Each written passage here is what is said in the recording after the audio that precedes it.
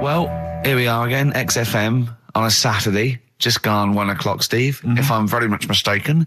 But we're not here as such. We're away again, gallivanting around. We've got to do the special sort of best of again. Okay. Which we did a few weeks ago. So this is the best of the last 3 weeks. Which I think is, I think it's the best 3 weeks we've ever had. But I'd like it condensed into 2 hours. Yeah. Yeah, some great music as well in there. Yeah, there'll be some great music interspersed with fine chat that you've already heard. Yeah. Except this bit. This bit's new. We've actually, out of the kindness of our heart, we've come in last week. Yeah, yeah. And we've done a few clips just because we felt a bit guilty about shooting off. Yeah. Even now, having heard this link, I'm beginning to wonder if it was worth our time. Yeah. Well, should we play a classic link? Let's play, what, from the last 3 weeks? After this is Feeder. All right, so here's the first bit. Now listen, I'll give this one. This is an easy one. Now just think, right? Think just what it means. They're not that hidden. They're not that cryptic. Just think what this means, okay? Okay. When the Hares addressed a public meeting and claimed that all should have fair shares, the Lions answered, "A good speech, hairy feet, but it lacks claws and teeth such as we have." How would you use that? No. What do you think that means? This is translated from the, I don't know, Greek or something. I don't know. It was Aesop. Where's he from? Greek. Yeah. So shall I do it in my own language? Okay. So what would happen if there's hares and they have a meeting in the jungle with like loads of lions and go, "Hey, hold on, wait a minute. I think we should all be equal and share everything, all right?" And the lions go, "Well, yeah, it's easy for you to say. We've got claws and teeth." Yeah. What does that mean? It's saying like, of course the hares want that because it's better for them. The lions get nothing out of it because they're already king of the jungle. That's right. So it's negotiating from weakness. Anyone can negotiate from strength, but negotiating from weakness is it's be lovely. It's a lovely utopian look at the animal kingdom. But the way you said it is better than the way they worded it. Well, that's because Ricky's very much the modern Aesop. Many people have thought that. That's why he's getting a lot of awards with the TV show. For him, that's a fake. So look, I'll take that home and read ones you like and tell me about the ones you like, ones that click. I don't care if you only come in with like one or two. Go, I'll tell you what, Rick, that's there's one thing that I've learned from that. Because sometimes you can know all these phrases and until something happens, you don't think, everyone's heard, to, I don't know, to err is human, to forgive divine. And then something, might happen, and you go, oh, that's what that means. That's amazing. So, Do you know any, Steve, offhand? What's that? A fable. Well, I would imagine that the most famous one I've always remembered is the lion with the thing in its hoof. Do you remember that? Paw. The lion, yeah, with the spike in its paw, and a smaller animal gets out for it, but it still attacks it anyway. Well, that's life, isn't it? Well, I read one the other day, actually, which was very interesting. It was one that the famous film director Orson Welles said. Oh, yeah. Which he said, apparently there was a bear going across a lake, wading through the lake, and a scorpion said, well, let me go on your back, will you? Come on, just let me go on your back, we'll go across, it'd be brilliant. He goes, well, no, you'll just sting me. You go, don't be stupid, if I sting you, you'll die, and we'll both drown. And he goes, oh, fair enough. Who was doing the stinging? The scorpion. Right, okay. Yeah. And the bear's wading through the water. Yeah. So the scorpion jumps on the back, and they wade through the water, and halfway across, the scorpion stings the bear. And the bear goes, well, we're both going to die now. He goes, yeah, it's my nature. I thought he was going to say, I can swim. Oh, you're the best. What's the one about... Does that mean anything to you? It's my nature, i.e., that's in my nature. That's the way it is. That's what I do. Yeah, I'm a scorpion. Yeah, one of my favourite ones. These don't mean anything to you, do they? What I'm saying is you're not impressed by them. They're all right. What about this? What about this one? Don't trust bears. Here's one of my favourites. What? He said, well, why not just say, don't trust bears? The bear's the one that was too trustworthy. Don't trust scorpions. Yeah. Right. Here's one of my favourite ones of all time, okay? A lion is dying. It's an old lion. He's in the front of his cave, and all the animals come around, like the foxes and the hyenas and the rabbits, and they're all taking the piss out of him, and they're laughing at him, and they're laughing and going, "You can't fight us now," kind of. And just before he dies, he goes, "Fine, but I was a lion once." What does that mean? Don't know. Well, he's saying it's better to have lived and had what I had, because I was great, if only for a short time, and you lot are still alive, but you're nothing. You're rabbits and hares. I was a lion once, so I'm Are they happy. always using animals for these stories? Well, yeah, I could change it to refrigerators and household appliances if it would make it help, but animals, I remember the one about being ill a lot, and you say something about go on. If you keep doing that, if you keep having time off, well, I won't believe you. That's the boy who cried wolf. Is Yeah. that right? Yeah. Do you know that one? Have you heard the famous one? This is probably the most powerful one. When you're pulling a face, and they say, well, if you Wind keep doing that, the wind changes. I've You heard gotta stay that. like that. Because that's scientifically proven. That is. That can happen. That can happen. Should we have hip hop hooray? Yeah. Are you queued up for that? No, but go on. You. Carl, sort it out, mate. I was gonna. No, come on. This is what I asked you to play, mate. If you've not, you're getting too big for your boots now with your showbiz lifestyle. You're not paying attention, are you? You're not playing the record if we want you to play it. Heat magazine's favourite. Yeah. Okay, so you dropped that. You've CD now. embarrassed That's yourself. clumsy. Oh. You're with the big. I name can't DJs, believe you're not. to him. Oh, fables are great. He's not impressed, is he? Rick? No, I am. I mean, once I take this book home tonight and that, have a read, I might change my mind on them next week.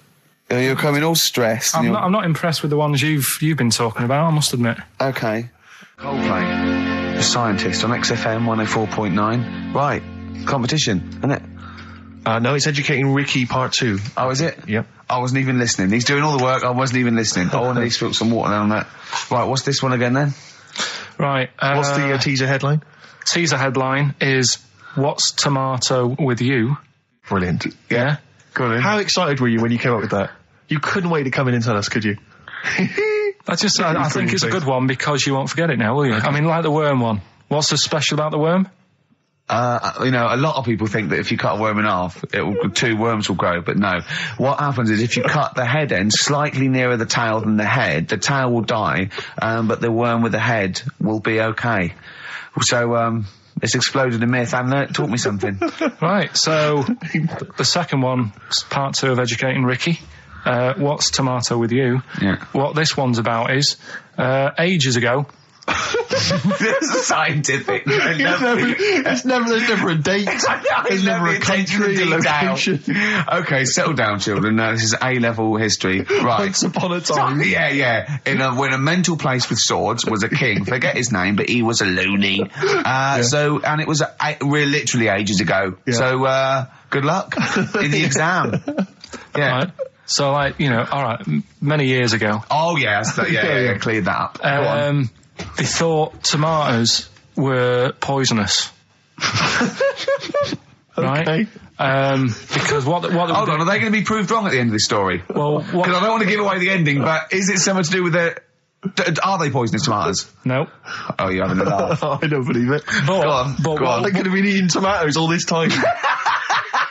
Oh, Steve, what's tomato with you anyway? Okay, so hang on a minute. Let's just recap quickly. Many years ago, when people thought tomatoes were poisonous. Yeah. Go on, Well, they didn't know they were poisonous then because they were still eating them. But what was happening? But they're not poisonous. But hang on a minute. All right, and it's not. I'm just going to listen. I'm not even going to talk. Okay, I'm not going to tackle it. So, if you remember, years ago they didn't have like pottery plates.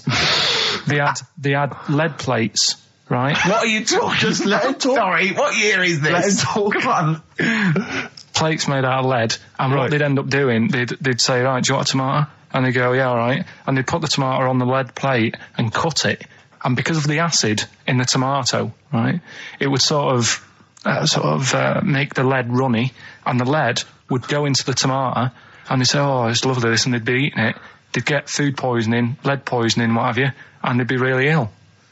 So they thought tomatoes were poisonous, so they didn't eat them for many years. And when you say they, do you mean the people of Narnia? Yeah, this didn't happen. Where was this happening? Sort of in Britain and that. You put him on the spot there. Oh, I hope there's no uppity pupils at this school when they go, what do you mean, sir? Oh, if you're going to... Oh, I'm fed up with you. Do you understand? No. So the No, you've got... No, right, okay, first of all, Carl, where'd you get this information from? Where 14 did I get times that? as well? Do you know... You can't remember? I don't know where I got that from. don't know where I got it from. but why don't you think that makes sense? But what? Someone once got lead poisoning from a tomato. Not just one, loads, and then all of a sudden. No. Why is this educating me? Because I'm telling you that tomatoes. I can't take anything away from this. Yeah. I don't know what to take away from this. What have I learned? Don't mix lead with tomatoes. Why is this educational in any shape or form? What are you telling me? A long time ago in the land of Glunk, right, where the ninnies did slib, right, they thought tomatoes were poisonous because they ate plates of lead. What are you talking about? Yeah, but we all know tomatoes aren't poisonous. Is that what we're taking from the story? Is that the moral of the story? Don't believe these people that I'd never heard of before. What are you talking about, Carl? I think it's a bit weird. It's a bit weird, yeah. It's the same people that were spreading those malicious worm rumours. My hangover's coming back. I've got to get some water. Play a record that was rubbish. There's that one that a bloke, right, was going to get a phone call at 4:00 to find out if his business was, okay, right? And if he didn't get the phone call, he knew he was broke, destitute. So dead on 4:00, the phone didn't ring. So he went up to the roof of his office and he jumped off to commit suicide. And as he was passing his window, the phone was ringing. Oh no. Carl, it didn't happen. Didn't happen. Think it through. Who told that story? Who told that story? As he hit the pavement at 120 miles an hour. He's the only person who could have known that series of incidents. Also, why didn't he wait? As his life's at stake, why didn't he wait till 5:00? I'm going to give it 5 minutes just in case. Just in case the lines are busy. Yeah. And what sort of bloke goes, I'll call you at 4, okay, if your business... Well, call me anyway. No. If I don't call exactly 4, then, you commit suicide. Commit suicide. I would, because if I don't call at 4, that's the end of it. Well, call me anyway. No, that's not the way I work. Why can't you just call me and tell me the other way? Well, I'm telling you how I do it. If you're bust, I don't call. Can't you just call to verify in case something goes wrong? What if it's engaged? It won't be engaged. Just commit suicide at 4, please. It didn't happen, Carl. This is the Best Of Show on XFM 104.9. I'm Ricky Gervais, with me, Stephen Merchant. Yes. I hope you're enjoying the Best Of. I know what you're thinking. If this is the best, my Christ, what was the rest like? Well, we'll be back in a week's time, so you can... judge it for yourself live. But anyway, in the meantime, this is one of the best clips I've ever heard. Oh, I'm laughing just thinking about what it might be. XFM 104.9, I'm Ricky Gervais, with me, Steve Merchant, Karl Pilkington. Steve. Well, we were talking about the news just now, and there was a story I heard in the week. I think it was on the radio, and I don't know all the details, but what I heard was that a number of, I think it was Falkland, maybe Gulf War veterans were, I think, suing or complaining to the government because they wanted compensation for post-traumatic stress disorder.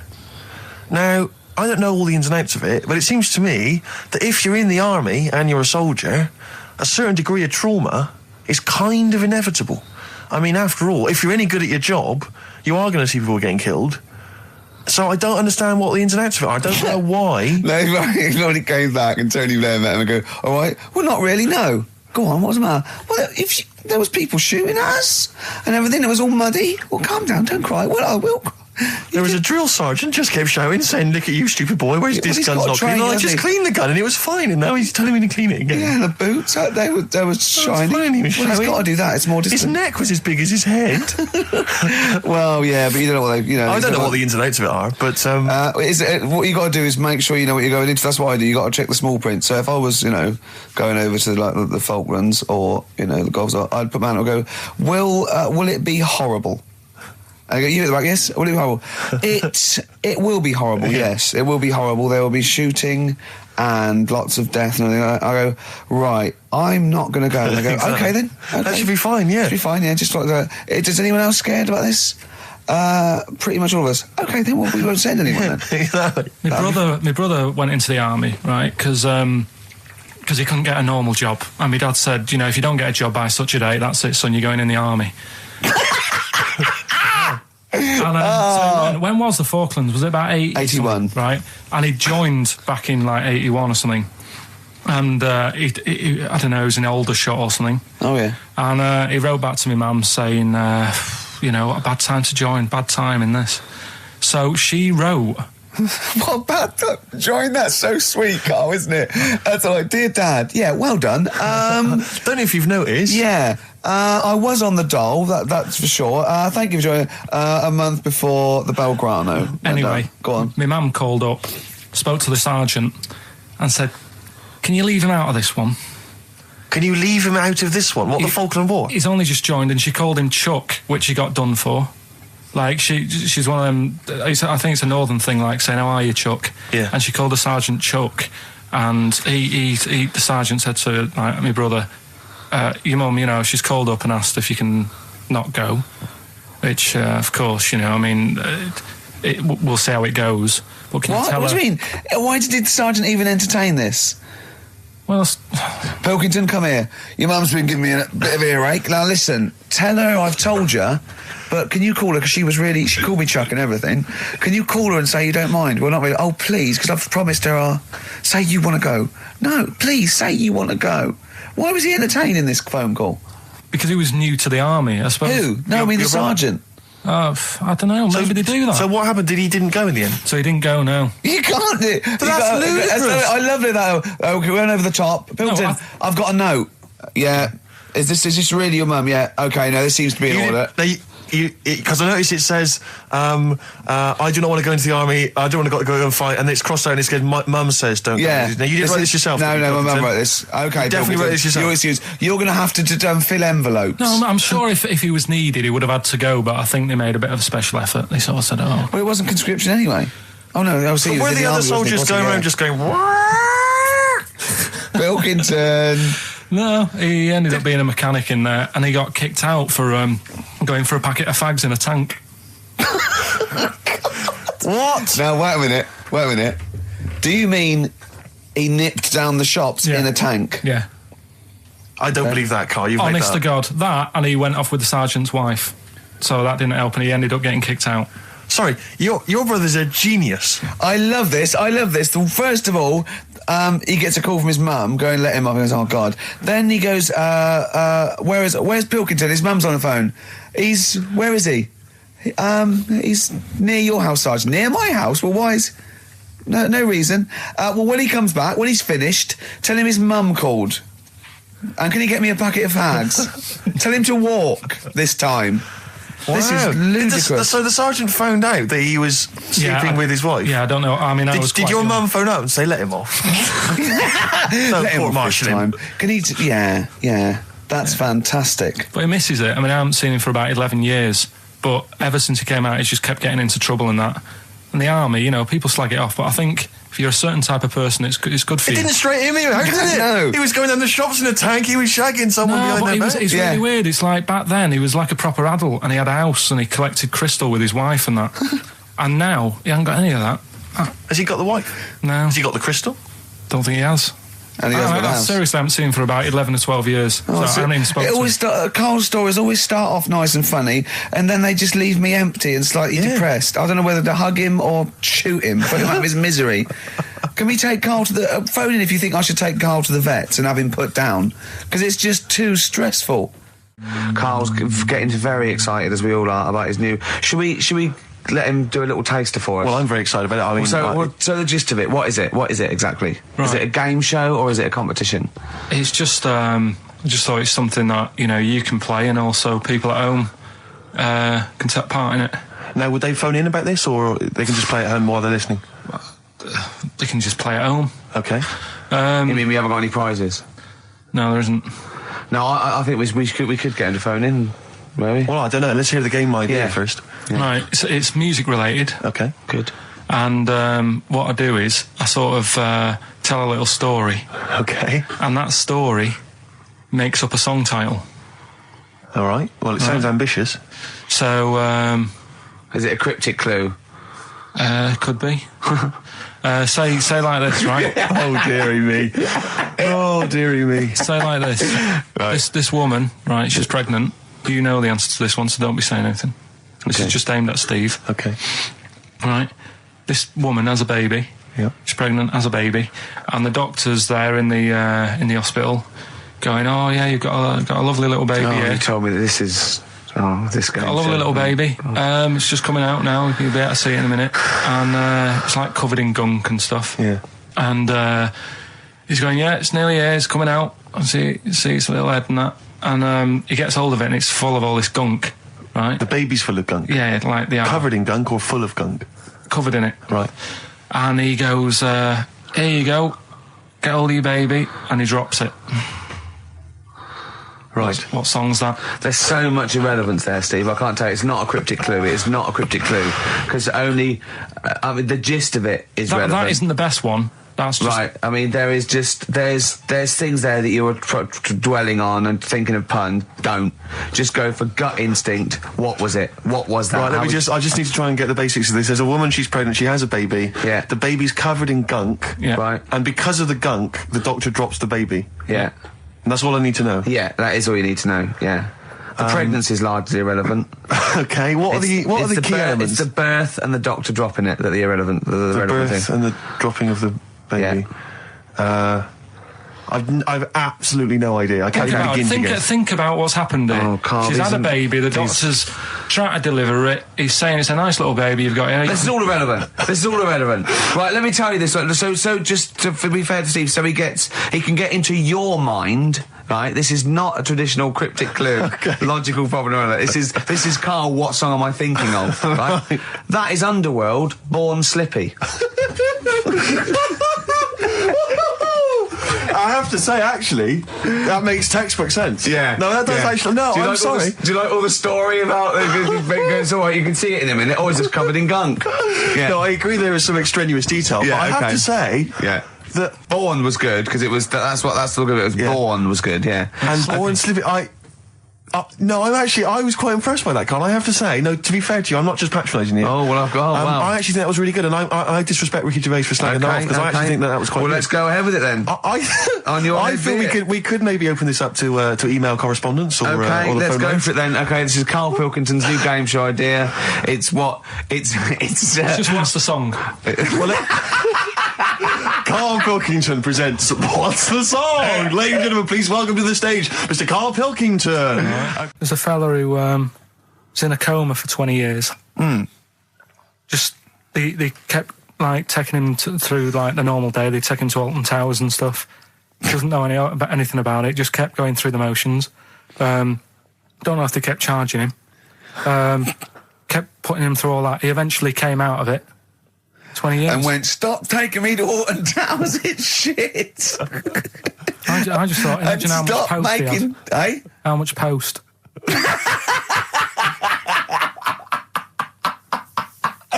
Oh, Did you read about that guy in the paper, Carl? He, sorry, on the internet. He in about, I think it was about 1984, 85, he had a terrible car accident. But this must be it. He went into a coma. This must be what he's talking about. Well, they didn't take him to Alton Towers. Of course they didn't. But you've got to try and decipher the truth from the conjecture, from the thing that I mean, don't forget, Carl realises that he's had a dream. He talks to Suzanne and goes, that was good, wasn't it, last night we were in the plane? She goes, no, it's a dream. He goes, oh yeah, where's my cornflakes? You got to, you know what I mean? I can now decipher what he's actually seen, what he's read. Well, go on, what did you... Well, I'm assuming it's the same guy. It is the same guy. It was a guy in some small American town, and he'd had a car crash, and he'd gone into a coma, and his wife had left him. She'd gone on with her life, because he'd been in a coma since then. And he had just woken up recently. Marriage wasn't working. Marriage wasn't working. He just wasn't paying enough attention. He actually had, she was pregnant at the time, and so now his daughter is basically the same age as he was when he went into the coma. And he's just started coming around, he's just started making jokes. They said, how do you feel? He said horny, which I thought was quite witty for a man who'd been in a coma for however many years. But anyway, yeah, so he's slowly trying to rebuild what life he can. That's what do you make of that, though? Because the thing is that he's missed. Imagine what he's missed, Carl. Imagine the music that he's missed. The Live TV Aid. programs, Missed Live Aid. Live Aid. He missed Phil Collins playing in 2 continents in one day. Which, frankly, I'd be devastated if I discovered that. Missed Bros. Yeah. Yeah, so he doesn't. So he put on ripped jeans and they go passe. They just have to send him a series of those I Love 1986 programs with Kate Thornton filling him in on what he's missed. Peter Kay reminding him of space operas. Yeah, he remembers those. Talking rubbish. Yeah. So extraordinary, though, isn't it, Carl, to think? No, obviously. So had he aged much? Because he hadn't had any problems or anything. No worries. Well, he probably wouldn't have physiologically, he probably wouldn't have the wear and tear of a 43-year-old man Was that a good because kid? he wouldn't have had sun, he wouldn't have had sort of nicotine, beer. Unless they were just feeding that to him. Yeah, anyway, Try and still, bring him round. yeah. So You'd feel groggy though, wouldn't you? yeah, you might feel a bit groggy. Yeah. Well, he's not fully back to normal. I mean, there's No, some it's- kind of residual brain damage. Yeah. But nevertheless, he can form sentences. He's got no real memory, so he can't remember a lot of things.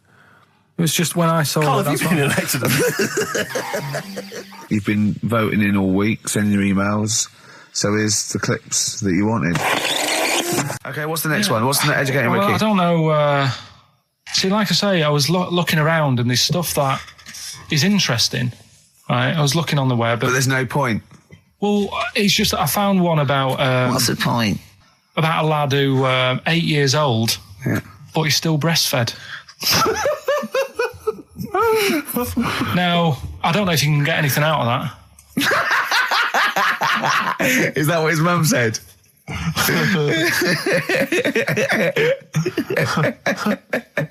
So, What do you mean? I don't know if I can get anything out of that. You don't need to. No, it's just that, you know, Where did you read that? that was on the internet. Oh, well, yeah. You're always unspecific when you mention it. It's just it was on the internet. Well, Yeah. I'm trying to think what I put in. I think I put in Y to see if I'd confuse a computer. And then- Carl, you are. No, No, honestly. I did a search, put in why, and it came up with funny things that, like, why is this person doing that? Why is that? And it had a picture of this 8-year-old lad, sort of, you know, on his mum's nipple, and it was saying, you know, is this healthy? You sure that wasn't asking you that question? What? I put in why? Just to confuse the computer. Like, the computer go, what do you mean? Yeah. Stop it. Yeah. Oh, look, yeah. Last week, I was walking home with him, and I went, he was saying something stupid, and I went, I've got a competition for next week. Let's do a phone-in, and it's called Karl Pilkington, Genius or Fool. Yeah. Right? And he went, No. I went, why not? He went, well, it'd be confusing because they say there's no difference between genius and being a fool. They do that, don't they? No, says that? but it's rubbish. And people say there's a fine line between madness and genius. And, you know, it's a ridiculous soundbite. They don't say there's a fine line between a genius and an idiot. Well, the people who do are idiots. Yeah. So what would you do there, though, just to sort of wrap that little thing up? What would you do? That lad loves his mum's milk. What are you asking me to come up with? No, I'm A just... title for the story? No. It's What? just what would you do? Right? What do you mean, what would I do? Well, it's causing a bit of a problem in the area, right? What area? In America, I think it was. Oh, America are a problem, are they? George Bush is worried about this kid Well, who's no, breastfeeding right, at 8. Imagine it like this, right? Right. No, so, Carl, what are you asking me about this spurious story you saw on the I internet? saw on the internet, there's an Yeah. 8-year-old lad, he likes his mum's milk, Yeah. and it's saying, is this right? Should it No, be it's going not. on? But what What do you want Ricky to do about it? It's not his responsibility. Yeah. No, but the little town that he lives in, they're all causing an uproar, right? Going, this isn't right. You know, No. I can't let my kid play out in case he's in the garden with his mum getting a bit hungry, right? So Oh, God. what should they do? Because his mum's saying, well, he likes it. Yeah. And he, you know, what do you do? I don't know the laws. No, but I'm not asking you to sort out the laws. I'm just saying, if you lived in that neighbourhood, what Yeah. would you say? If you went up to him and said, look, everyone's getting a bit fed up with this, look. I'd say, what would I do? What do you mean, what would I do? what are you asking me? Right, it doesn't matter. No. What are you asking me? What are you asking me and Steve and the I'm public? just saying, say if you live next door to this woman, Yeah. right? The kid's hungry, 8 years old. He's out playing on his bike and he goes, Mum, I'm getting a bit peckish. And he goes, all right, son. She whops one out. And he starts having his milk, right? You live next door, you're putting your washing out and you see this going on. You're getting a bit sick of it because it's gone on for months. 8 years, I assume. Why is it your business? Why because it got me- are you such a nosy neighbour that you're concerned? What would you do, Carl? Let's turn it back on him. Yeah. What would you do? What's your solution? What would you do? Well, I thought I'd say, right, why are you doing this? And she'd say, because he likes it. And I go, all right then, put it in a bowl first. And you think that would sort that out? No, because I was thinking about the whole thing, right? And you do that when you're a baby, and everything's all right, innit? Yeah. No one bats an eyelid at a little baby having a bit of milk from its mum's breast, right? Yeah. You'd almost say it was natural. But you grow out of it. It's like you don't see. It got me thinking about things you don't see, and you don't see. Did you put this into a computer? Show me things you don't see. What else don't you see? Well, you don't see like an old man having a Twix. You never. So what? You know the terrible thing about all this, Steve, is he's right. You don't see an old man I eating a know, Twix. that's a terrible thing. So what they have got, right? They've made old man toffees, haven't they? They've come up with Gervais. Is that a song? Oh God! You don't see it. So they've got their Werthers, right? Yeah. So, look at him. You think Forget he's it. giving a lecture at Oxford? it's not going anywhere. No, You go know- on. Sorry, go on. I'm just saying. Right. You grow out of things. Yeah. And the old man, I'm sure when he was a kid, he'd have a Twix. Yeah. Now it doesn't look right, so he's having. It doesn't look right. So. Right. I don't think Werther's originals were specially designed for old people. I think they were sweets that just happened to have been made for years. That's why old people eat them.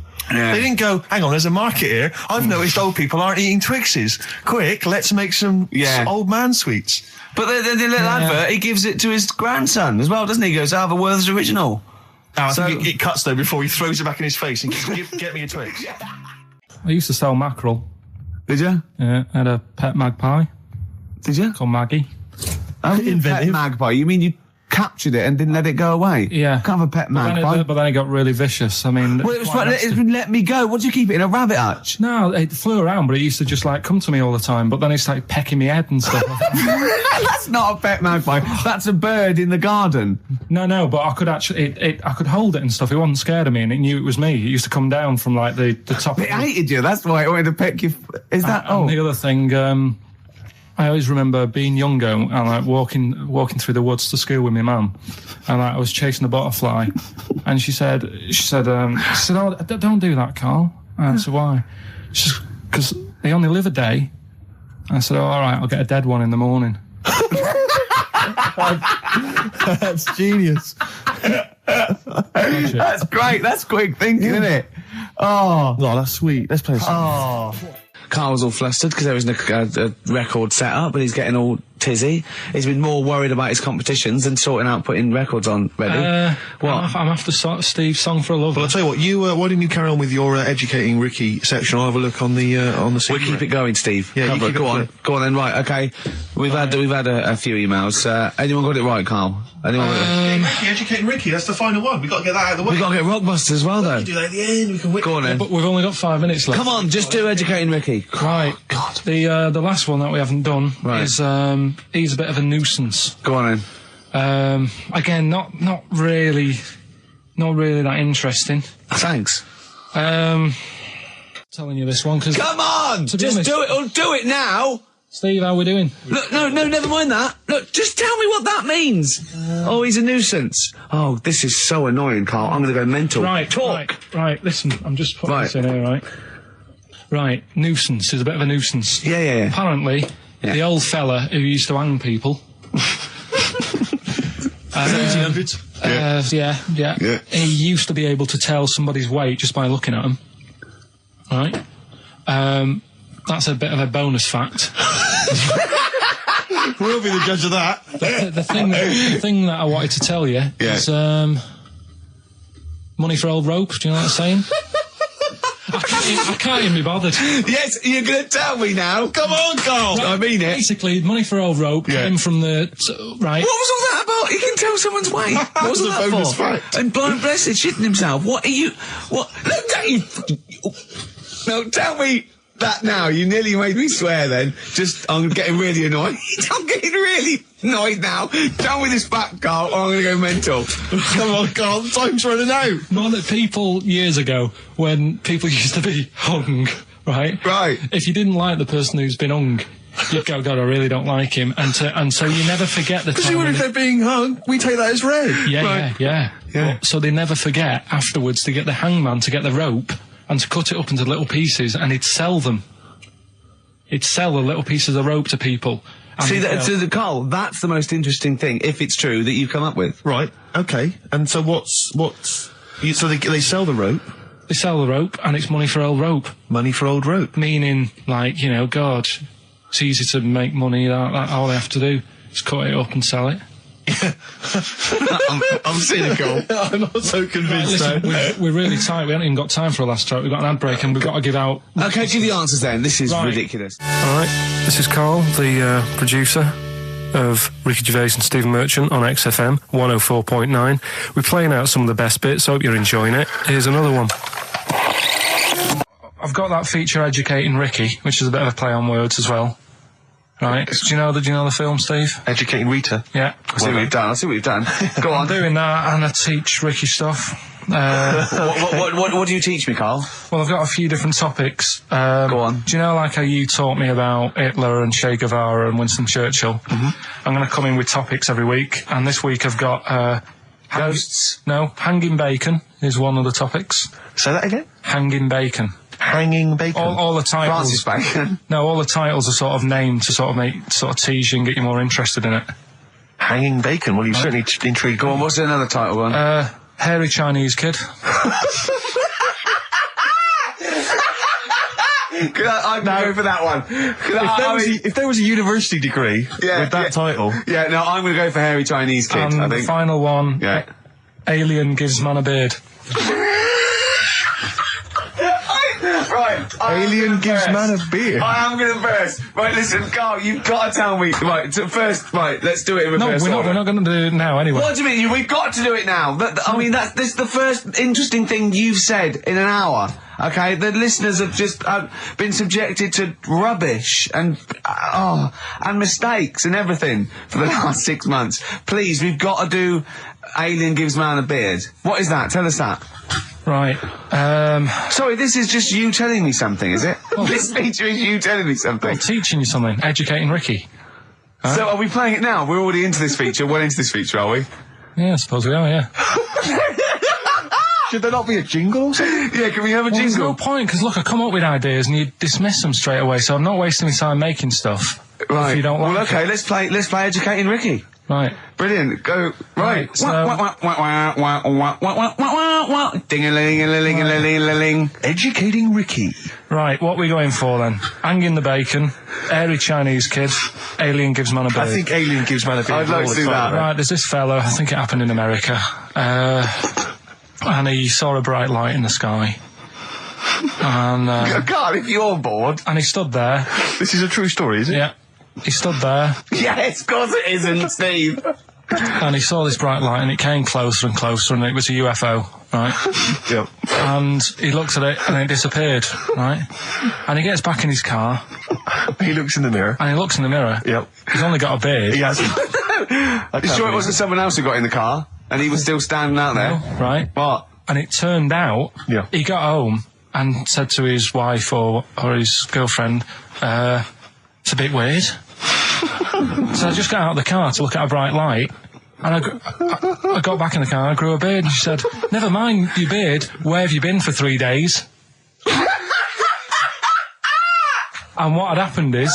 He passed out because he was pissed. No. The UFO had taken him for 3 days. Yeah. But he'd only thought that he'd only looked at it and it went away. Yeah. But what had happened is he took him and Yeah. he grew a beard because he hasn't had a shave. Right, okay. I mean, was Will Smith or Tommy Lee Jones anything to do with this at all? Did you see this on a video maybe and thought it was an educational film? No, it's from a book that some kind person sent in to me. Here. Can I just ask again? Just again. I'm just throwing this right back at you. Do you think there's any other possible answer here? Right? A man is absent for 3 days from home. He's the grown a length beard. of time that it could take to grow a beard, lest we forget. What if he hadn't actually seen a bright light in the sky? What if he was lying? What if he was lying? He got knocked unconscious. He'd had a car crash. Just any lying. number of other No, things. just lying. Or he was just lying. Yeah, he'd been on a bender, getting pissed for 3 days And that with was his his mates. excuse to his wife. And they went, Dennis, what are you going to tell your wife? Well, wait a minute. Wait a minute. You're not going to believe I was out with you, lads. Just say you're only away for a minute. No, I wasn't away from it because of the beard. Oh yeah, look, it looks like you've been out for 3 days. Well, we have. That's Exactly. right. Okay, we've got to cover that then. Alien abduction. Great one. Okay, let's try that. Do you see? That's a little scenario there that could have been played. So when you say educating Ricky, what have I learnt from this? Never listen to you again. That's all I've learnt so far. Never listen to you. Yeah, we'll add a little bit more in here, right? To Well, spice this no. up. What do you mean? Add a little bit more. We'll add a bit more to this. What I'm educating you about. Go on. Right. There's only a law in America that says if you touch a UFO, you're going to get done. Now, why would they make a rule?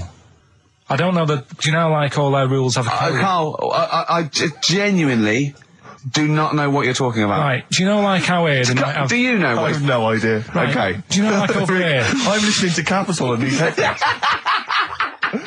I got Foxy on from yesterday. Right, let's bin that.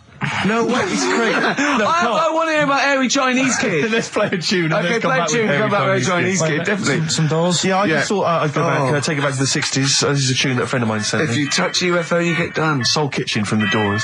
Shambles today, this. We talked about it before. Do you know the little mouse that had an ear on its back? Yeah. Sure. Right. Well, you thought he had a bad time, right? Listen to this one. Mouse walking about with us sort of wearing a monkey's testicle.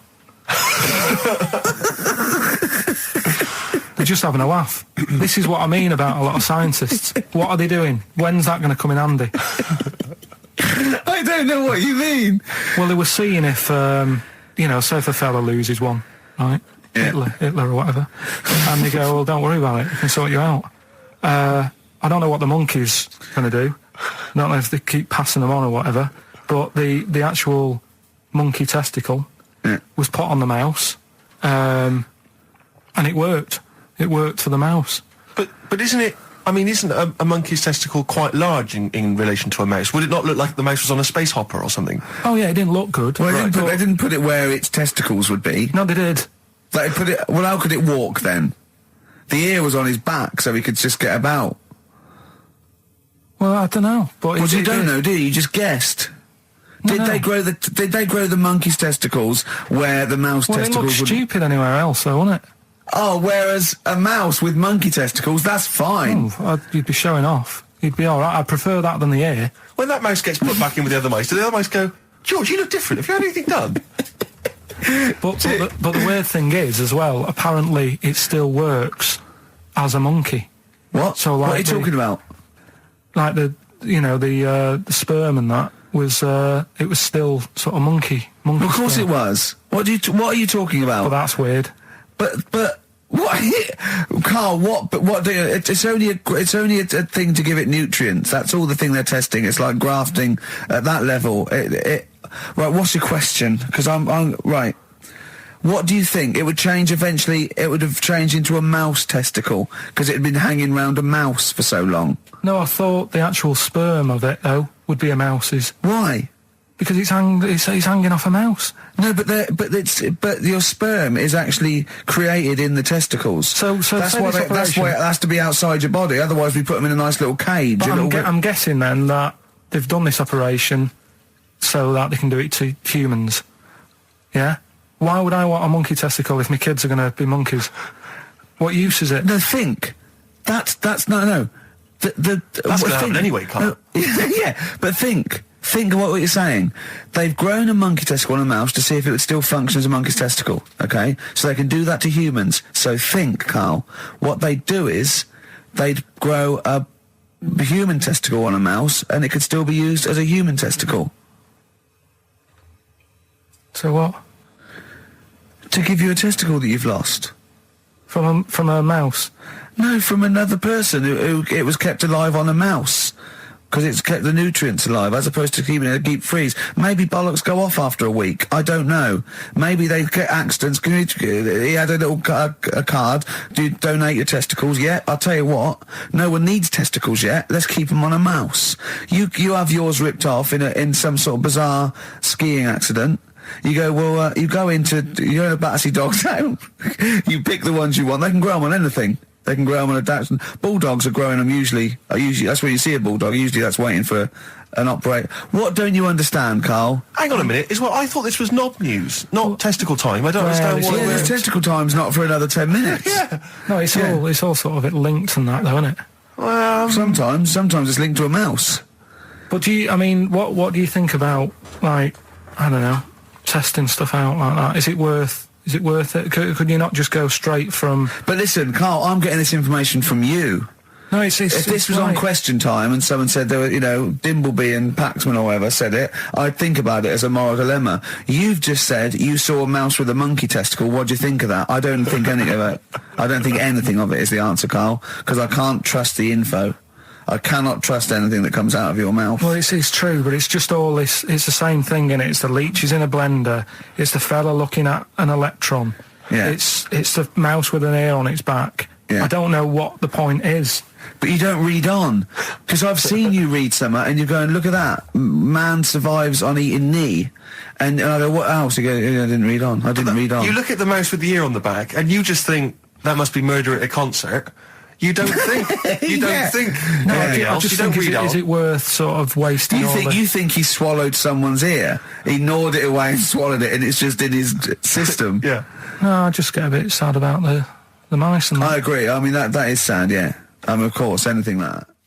Travis on XFM 104.9 on Ricky Gervais with me, Steve Merchant and Karl Pilkington. We're doing Educating Ricky. Right, final one. Come on, Karl. Right, what was it? It was, why don't they just get a diary or some paper or something to write on? Yeah. Yeah. Because snappy. I couldn't think of a heading for it. It's basically Go on. people who have tattoos. I've never understood it, right? That they have something put on their arm. Right, sorry. Have we started the educate? Is this part of it? Are you educating me? This is something that will be useful in my life that I didn't know about. Yeah. Go on then. No, it's just that they've got a machine out, right, that does tattoos. You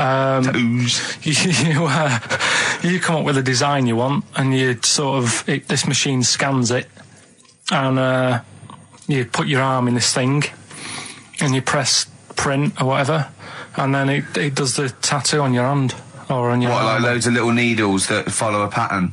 Yeah, the computer, basically, yeah. Is it a real tattoo? It's a proper proper one. The fella said... well, as long as it goes out, it pierces the skin with a I just wondered if it's one of those kind of, those kind of... No, it must be lots of little needles or a moving needle that can go Sorry, along but it. how is this cleaned, like, in between each person? Dunno, probably... I don't know. Well, no, as long it's only that if it's one needle, it's just the head, isn't it? If it's one needle that moves, and does it like like loads of little... What are we gaining from a machine doing it?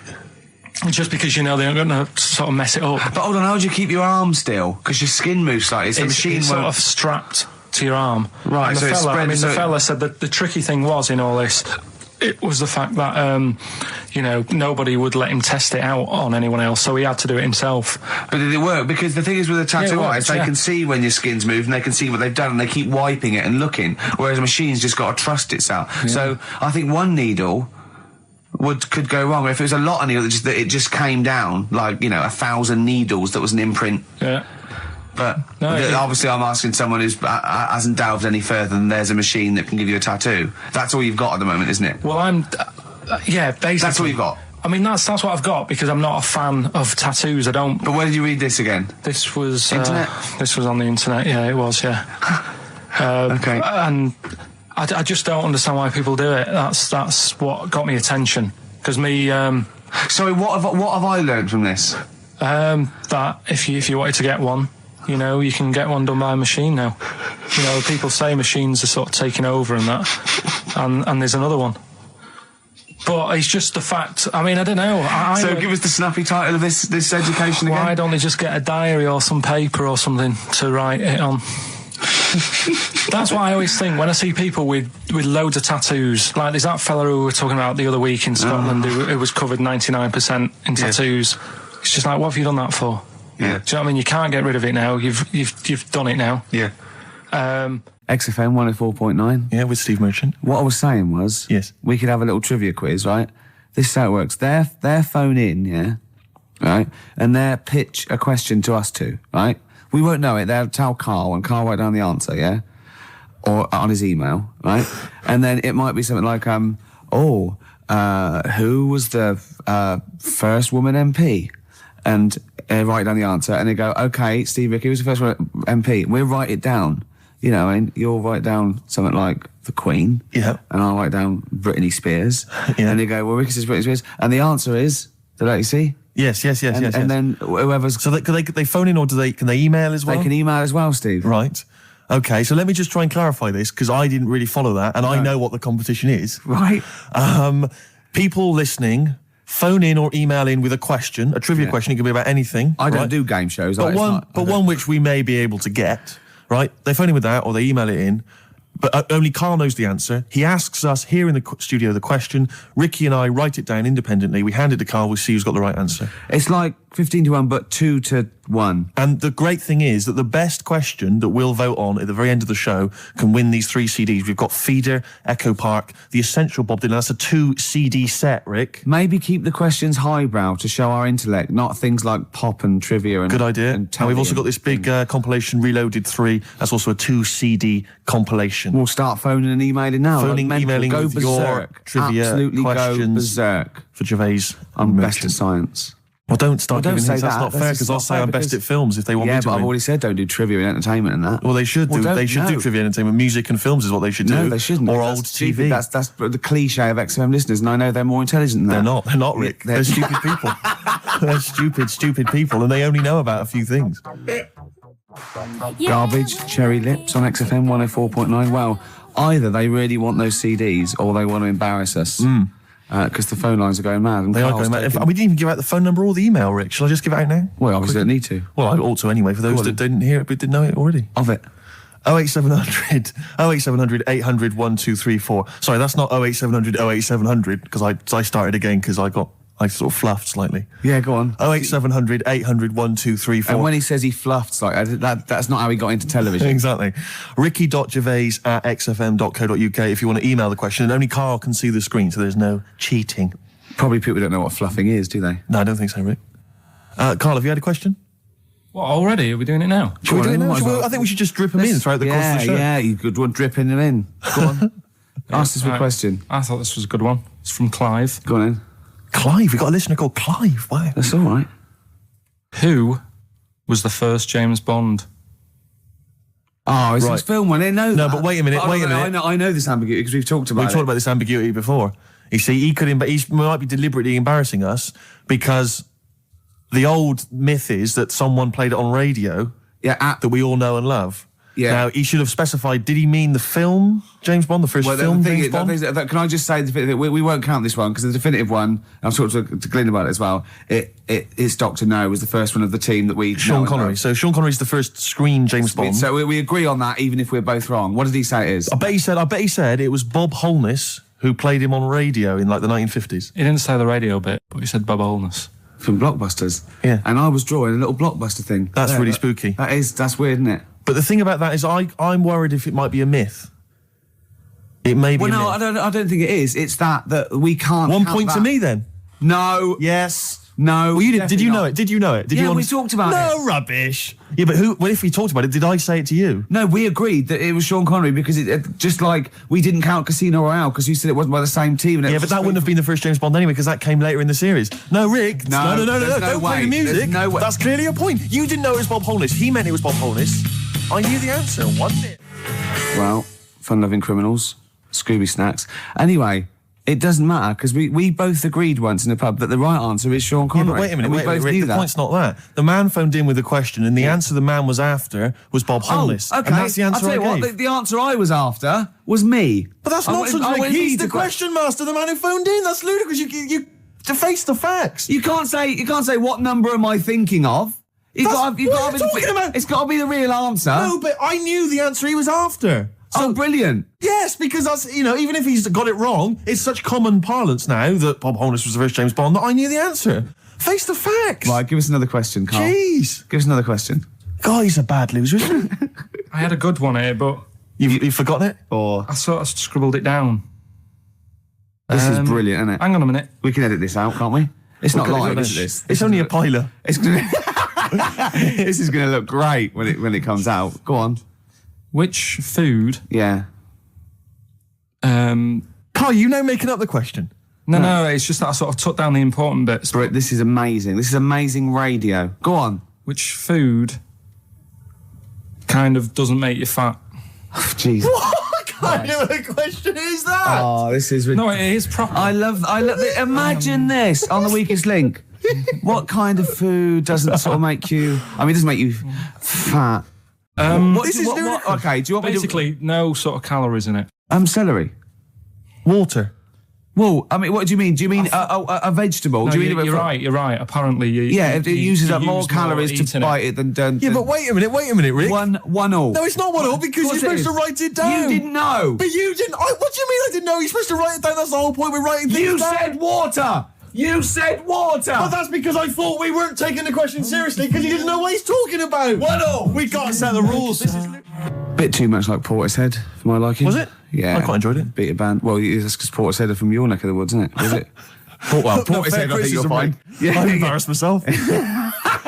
Right, another question, quick. Is this question a real question with a definitive answer? Or is it like, what is my most comfortable chair? I don't know why people aren't going to maybe like Trivia Pursuit or something, just getting a questioning off that and then... Because they're a little bit more discerning than that, Steve. Wait, have you heard the questions? They don't know what they're talking about. This is stuff they've overheard in pubs. Come on, ask it, Carl. I look at the Carl takes down and goes, what's that? I know. What am I meant to write? Go on then, ask this one. Right. What sort? No. The Pope. Yeah. What semi-precious... Sorry, Anne, Mrs. Robinson, we're going to have to let you go. Yeah. Go on. You are the weakest link, Carl. Goodbye. Yeah, go on. The Pope. Yeah, the Pope. Yeah, we've got the Pope. Yeah, that's not strictly a question. He wears a... He wears a Desmond's hat. He wears Gorblimey trousers. Yeah. Does he live in a council flat? Yeah, he lives in a council flat. He wears a semi-precious stone. What's the stone? The Pope wears a semi-precious stone. What is the stone? You mean, what is it called? Yeah. What is it called? What, is it got like a kind of papal name? I think it's like, is it a 18-carat one? So we got to try and get the carrot yeah, of the Pope's big diamond. He calls it Dennis the Stone. Do they want the type of gem it is, like, or is there some kind of papal name for it? Or do they want it like the Rosetta Stone, or I don't know. I can't sleep. Play a record. Play 2 record. Let's stop. Where's your head at? Basement Jacks. Right. Okay. Let's get this. Have we knocked this on the head? Then it's just not happening. Oh, here he is. Look. Here he is. Come in. He's... How have you... Oh, God. I don't believe that. Oh, that's pathetic. I do not believe that. That's absolutely pathetic. Now, they won't believe this, will they? No. Right, No. if I say that Jonathan Ross just got his massive member out, and he is a big lad, come and sit down. I've got your tickets, Mr. Gervais. Thank you. What's going on here then? I mean, why are you dropping off tickets? Well, because, in the spirit of the Comedy Awards, we like to have the rising young stars of the British Comedy That's Awards. right, and that's me. Well, we couldn't find any this year, so we've asked Ricky whether he would sit in the rising young star seat, and I wanted to deliver the tickets personally, so there's no excuses if he doesn't turn up later. Yeah. I always suspected that you were sort of pretty well endowed. Yeah. And now we've seen, it's on webcam. That was just one of my cocks. That's the one you're wearing today. Didn't we? Did you? Don't say that. No, we were This is meant to be the happening young station. What's going on? No, you can't say stuff like that. You can't. Just careful what you say. Look after Judy and Clary. 10 years in the wilderness, and he comes back in the person line. 10 years in the That happened wilderness. to you. That's Jesus you're thinking of, isn't it? Just because you're on everything at the moment. I walked in here and I came in here and I thought this is the young happening place, and what do I see in here? 3 old men sitting What are you there. talking about? I'm only 28, 27. You're wrecked. You all look wrecked. You're Well, that's because we're always partying. I was looking for some youngsters. Where's the youngsters? I wanted to see some tight leather pants. I wanted to see some foxy chicks hanging on you every word. What is it? It's a bunch of old blokes on a bloke up there washing up in a sink. But look at him. He even dresses for radio. Look This at is him. ludicrous. It's amazing. Looks like you're I love the one fact step you were away. on the phone to Gervais last night, weren't you? Asking his advice on clothes. Look at him. He's going for the man down the DSS. I like that look. That's a nice look. Have you got a single pair of trousers that aren't elasticated at the waist? They're maternity jeans, aren't they? They've got a whole panel that pulls The forward. thing is, what I do at the end of the week, I can pop these in a pan and I can make a nice soup with all the food that's encrusted in them. At his years as a homeless coming to the fore there. Look at you, But one why- step away from Lawrence Llewellyn Bowen. I'd like to be that bit closer. But why are you dropping off tickets? Are you a little bit... Because I thought you were married and stuff. Why do you suddenly got this obsession with with Gervais? Because I'm a bit rough, ain't I? yeah, it's like when you see Dale Winton out with those rough boys. I'd like to get one of my own. When a top celebrity in a lovely looking suit walks down the corridor with his penis out, Yes. Yeah. I know that I'm still You attractive. know you've arrived. I was inaugurating the same way. For me, it was Des O'Connor. It's like it's the passing on of the baton, if I may use that euphemism. and you've been battened. But it's fantastic. Well, it is a pleasure. I don't think I'm complacent just because I'm mixed with people like you. I still wake up and think, I don't believe it. I'm mates with Jono. Can I just point out one thing? Jono. I was listening to the show last week and I heard you, as always, revealing a little too much about yourself, if you don't mind me saying so. Yeah. Steve tried. Not as much as you. No, but that was just for the benefit of the room. Yeah. And talking about when you used to occasionally urinate in the sink. Yeah. When you were around my house last time and I came in and you looked a bit shifty. No, please reassure me. It was more ownership. That Yeah. I was like, I went to my territory, and then other people that come in that go, has Gervais been round here? It's like just marking my territory. Because my coffee the next morning had a hazelnut tang to it that I don't remember putting in. Can I just say something? Because I mean, I used to, mention to you, Gervais, when we first started getting involved in the business. Yeah. I used to say, if there was one celebrity I'd like to be friends with, it's Jonathan Ross. Yeah. Lo and behold, Ricky's befriended Jonathan Ross. I'm nowhere to be seen. But Not Ricky invited told me- round. Ricky told me that I could be his friend, providing I never extended the arm of friendship. Right. to you. Yeah, if you ever... I thought it was mad. He tries to keep everyone else down he works with, from the office, all the other shows. He tries to keep them down. He said, I didn't even want I'm you to number come one. in. I wanted Yeah. to meet you on the steps. Yeah. I didn't even want to tell him you were around. But you called. He went, who's that? And he saw your name come up and he went, well, can I meet him? Well, you're all coming tonight, aren't you? This isn't Radio 2, by the way. These links are way too long. This is snappy radio. We have to play... Yeah. You might The be kids have Jonathan lost Ross, interest. But the kids want to hear Coldplay, Catatonia, You know what I like? Faithless. How about some more of that instantly forgettable hip hop you play each week? One of those obscure Gary. hip hop Go on. hooey. That's the worst feature on British radio. You should be ashamed of yourself. Wait a minute, I've heard your As I was quiz on saying to Radio Bruce 2. Forsyth You're the having other a day, I laugh. said the hip hop's had its day. You should be that one. Put it away. Put it away. I'm Carl. Carl, how you doing? I'm all right. Got a question for you. Quiet man. Got a question. Yeah. The Pope. Yeah. What semi-precious stone does the Pope wear? That is easy. Go on. Topaz. Is that the right answer? I don't know. I might have wrote it down. I'm really sorry, Jonathan. It's not what he publicly admits to, but I have to know because I was hanging out with him at the Groucho one night and he was saying, oh, look at this, look at that topaz, go and buy that, look at that. Vatican City. Look at that. We can make a nice ring out of that, he said. Didn't go anywhere, but thanks for asking. I better go, I've got to go and Thank buy you. some winkle pickers. Thank you very much. Okay. Enjoy Nice to it. meet you, Stephen. Yes. Carl, I wish I could say it'd been a pleasure, but actually it was quite creepy. See you later. Yeah. It's annoying, actually, that Carl never went to the email because the questions have been sent in there. Are they good? Questions, and they've all been sort of neatly spat out with the correct answer. For instance, I might have asked you this if I was the quizmaster, Go on. Rick. How many noses do slugs have? Oh, I Which think is an it's interesting 4. It is 4. Yeah. Point to you there. Let me just see if I can find another one. Who, according to the current issue of Viz, is a cycloptic pop temptress? Oh, don't know. Is it a pun on her having one eye and being sounding like... Cycloptic is the clue. There's Yeah. only one pop temptress. Oh, it's Gabrielle. Of course. Yeah. 2 points. Mine are better. He didn't get them. These are rubbish. Have you ever watched a quiz show? Because I can understand the question. They're rubbish, I suppose, aren't they? That gives me a chance to know what the answer is required. Go on. Let me see if I can find another one for you. No, you're never going to get that one. That's too hard. Oh no, that just That just teases you more, Yeah. doesn't it? What's the name of... Well, that's boring, that one. Sorry. There you It's go. beginning to fall apart again now. Here we are. What's the proper name for Big Ben? Is it St Stephen's Tower? You know, it absolutely is. That's 3 out of 3. That's fantastic. Yeah, because the bell named after something like Benjamin so and so works in it. It's Stephen's Tower, and that's the big bell. It's actually, in a weird way, I didn't know any of those. So it's actually quite good that we did kind of balls it up with Carl, because otherwise there'd have been egg on my face. Yeah, but I still won. I just won less. Oh, did you? Yeah, you did win. Yeah. I've already forgotten. I already wiped that out of my memory. Yeah, but hey, Steve, it's not me that's the real winner. It's Neil who asked that question About pubs. and was he's three got CDs. those 3 CDs. Just tell him what they are again. Just Feeder, Echo Park, a compilation called Reloaded 3, lots of great stuff on there, and the Essential Bob Dylan 2 CD. Have you set. called him and told him? No, not yet. This is such a shambles, isn't it? Because what if he goes out or something? Actually, if he's listening, can he give us a call? That is so lazy. Can't we call him like Tarrant would? I would have That's had his surprising. number. You've not got his number? I forgot. Oh, this is unbelievable. I said get the numbers, Carl. I wanted to go for the Pope one. Carl, do you actually work here in the week? Or like, did you just, you know, like in a film when they knock someone on the head, put on the spacesuit and go to the room? Is it like Secret of My Success and Michael J. Fox? You actually work in the post room, but Saturdays there's no one around that recognises you. So you pretend that you're a producer? Yeah. Because you don't seem to know any of the rules. Because I reckon that name's made up. When did I say a producer? When did I say I was? Karl Pilkington is a name that you'd come up with on the spot. No, he doesn't work. No, he's not a producer. He says he works in sound. He works That's what in he says. sound. Yeah. Well, I'll tell you what. Work with this. This is my song for the lovers. It's a beautiful track. I've played it before. I'll play it again. It's one of my favourite tracks of all time. It's Bob Dylan. If You See Her, Say Hello. Here's a little bit of trivia for her. This is the last song I ever played on the old XFM before they came in and said, "Okay, you can go now." That's incredible. Isn't it? Bringing tears to my eyes. Lovely.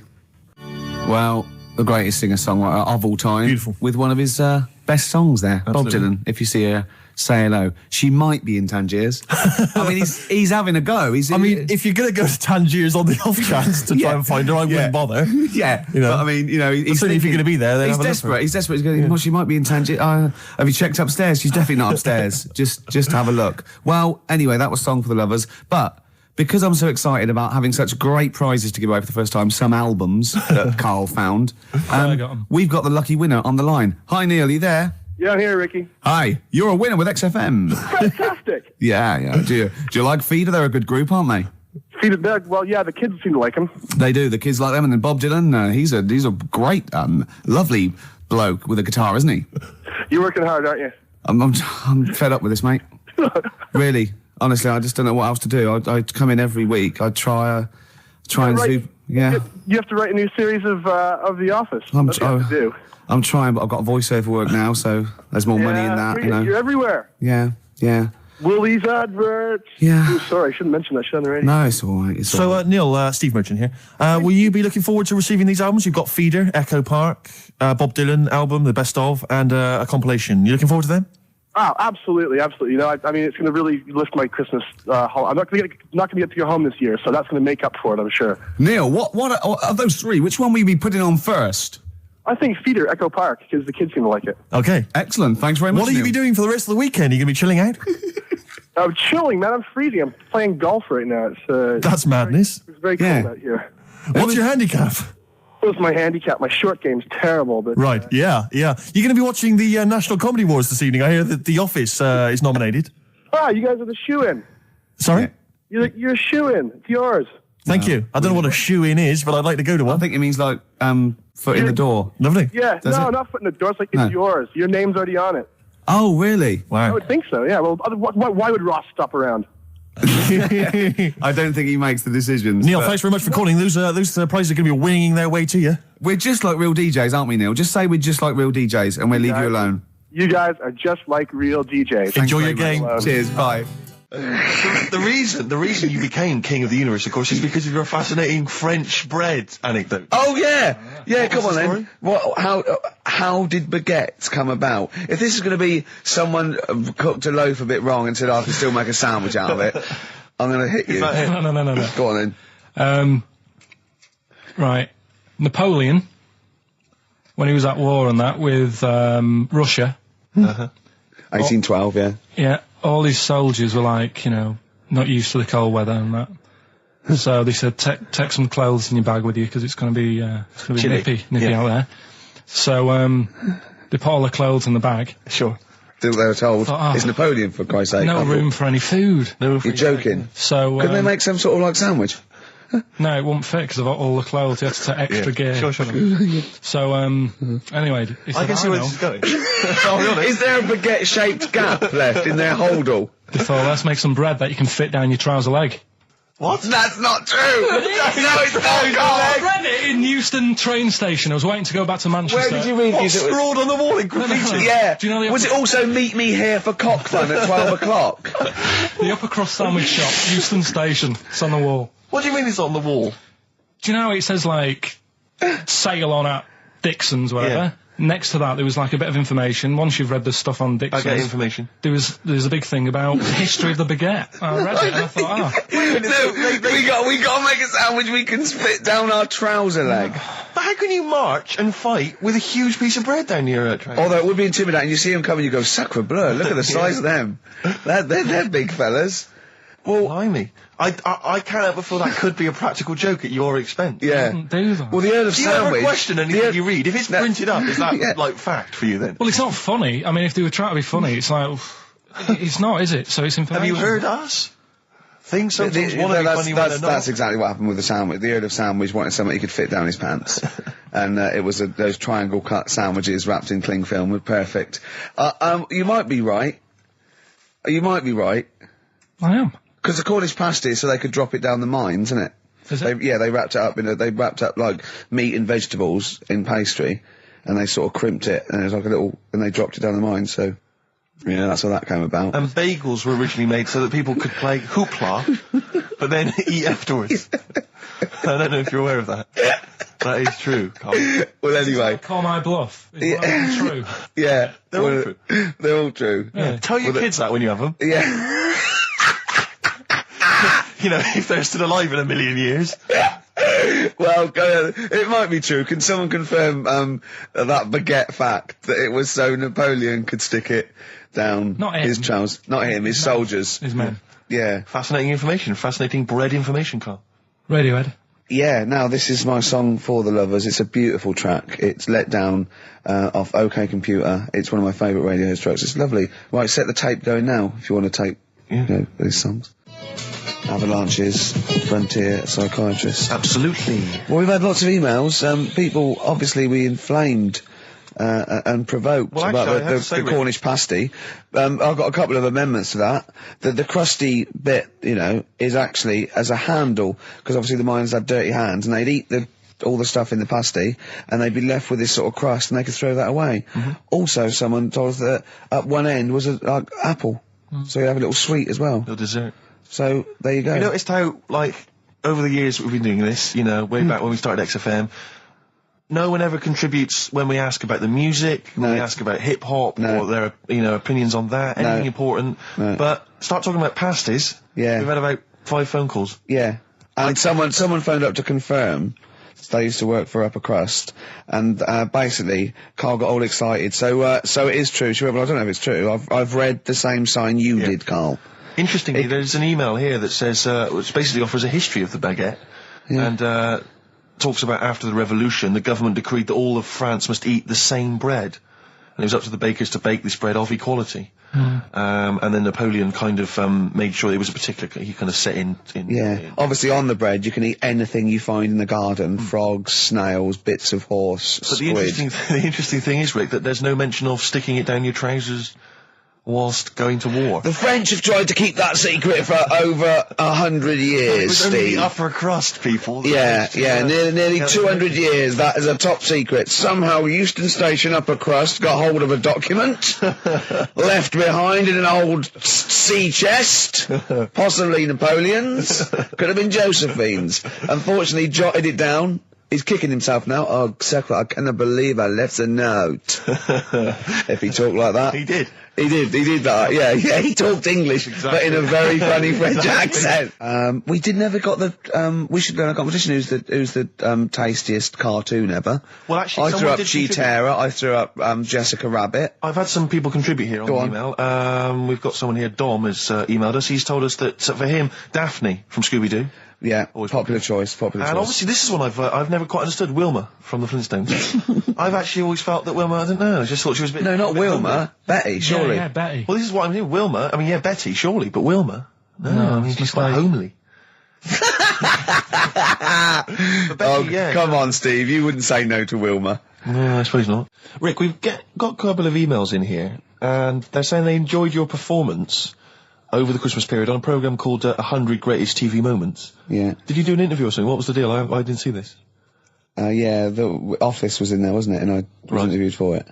But what are they talking about? They enjoyed your performance. Come on, tell me You what know, do you? No, I don't. It's the thing that I did on Razzmatazz. Oh, is this where they found a clip or something? Yeah. No, I was in a band and we had one single out or something, and I did one TV appearance when I was about, oh God, and they showed a bit of it, about 7 seconds, me on Razzmatazz.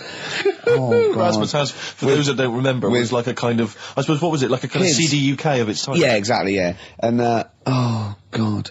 And it was of the time, sort of new romantic. And they showed a clip of this? I looked about 10 and about 5 stone with hair and makeup and girly clothes. My sister actually said I look like Posh Spice. Brilliant. There's a funny story about that, right? Because we were rushed and we had to do this thing, and and we were meant to take a flight to Newcastle.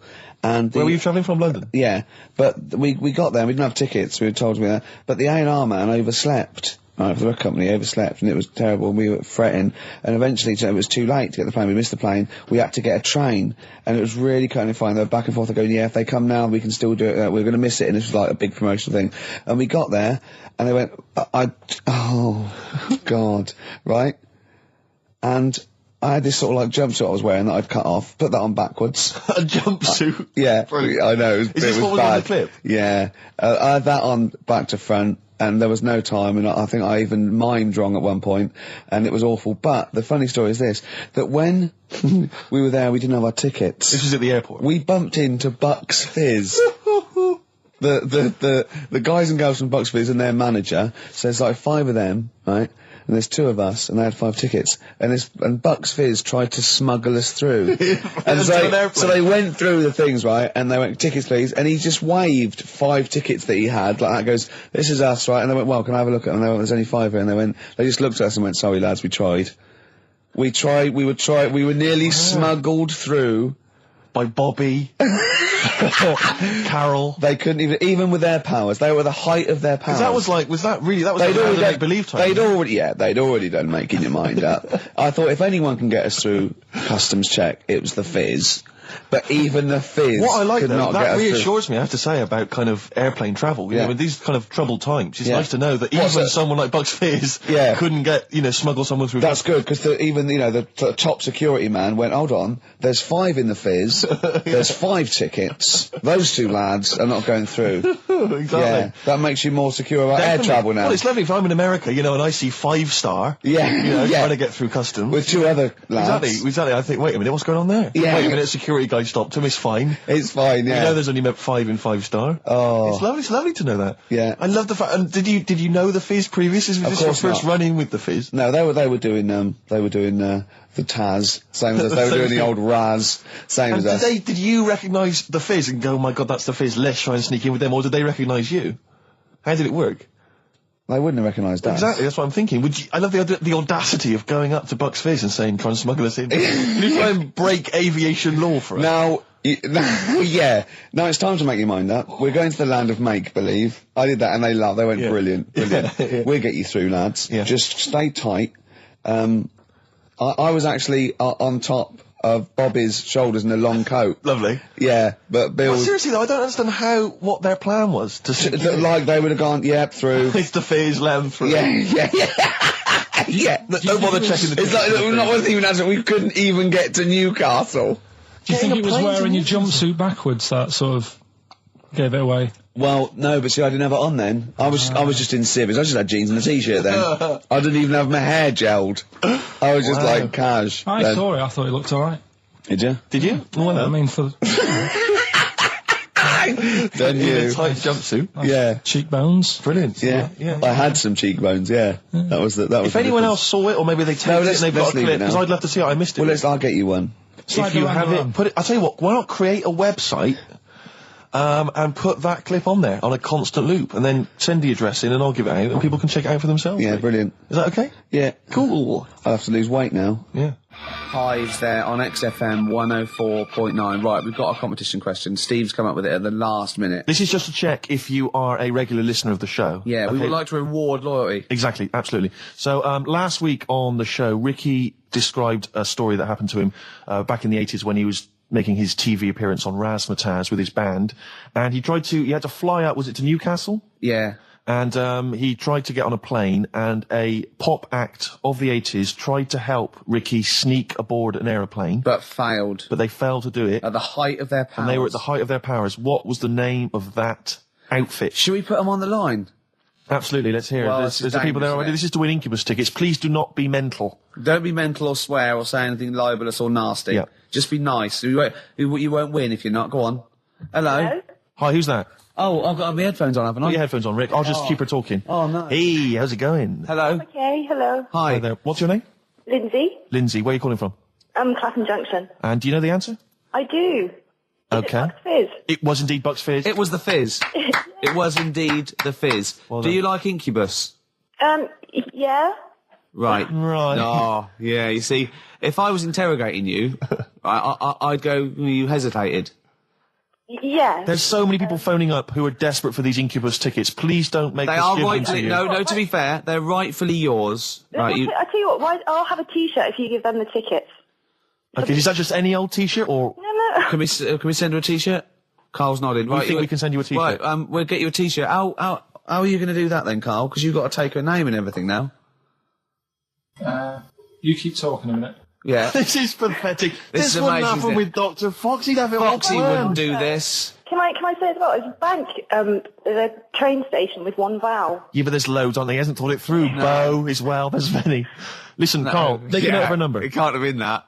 I can't remember it. What was it? I remember I tried it the last time I tried This it. is a shambles. And I couldn't work out. Then there was wrong answers. I remember Aldwych came up. Maybe it's Aldwych. What's Carl doing there? Who's he talking to? I don't know, he's talking to her, but what? Say again? Look, quick, let's think of something. Come on. Tell her, are you still on this line?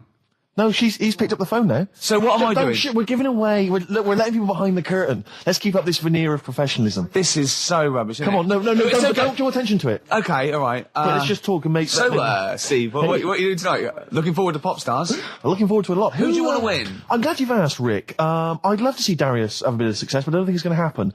I think it's probably going to be the stutterer. I think it is going to be Gareth. He has a name there, Steve. I think it's going to be Gareth. Yeah, apparently in the polls in the week he's getting twice. We're back, don't we? Okay. All right, Carl. Okay. So she's getting a T-shirt, is she? Lovely. Right. Who's that on the line?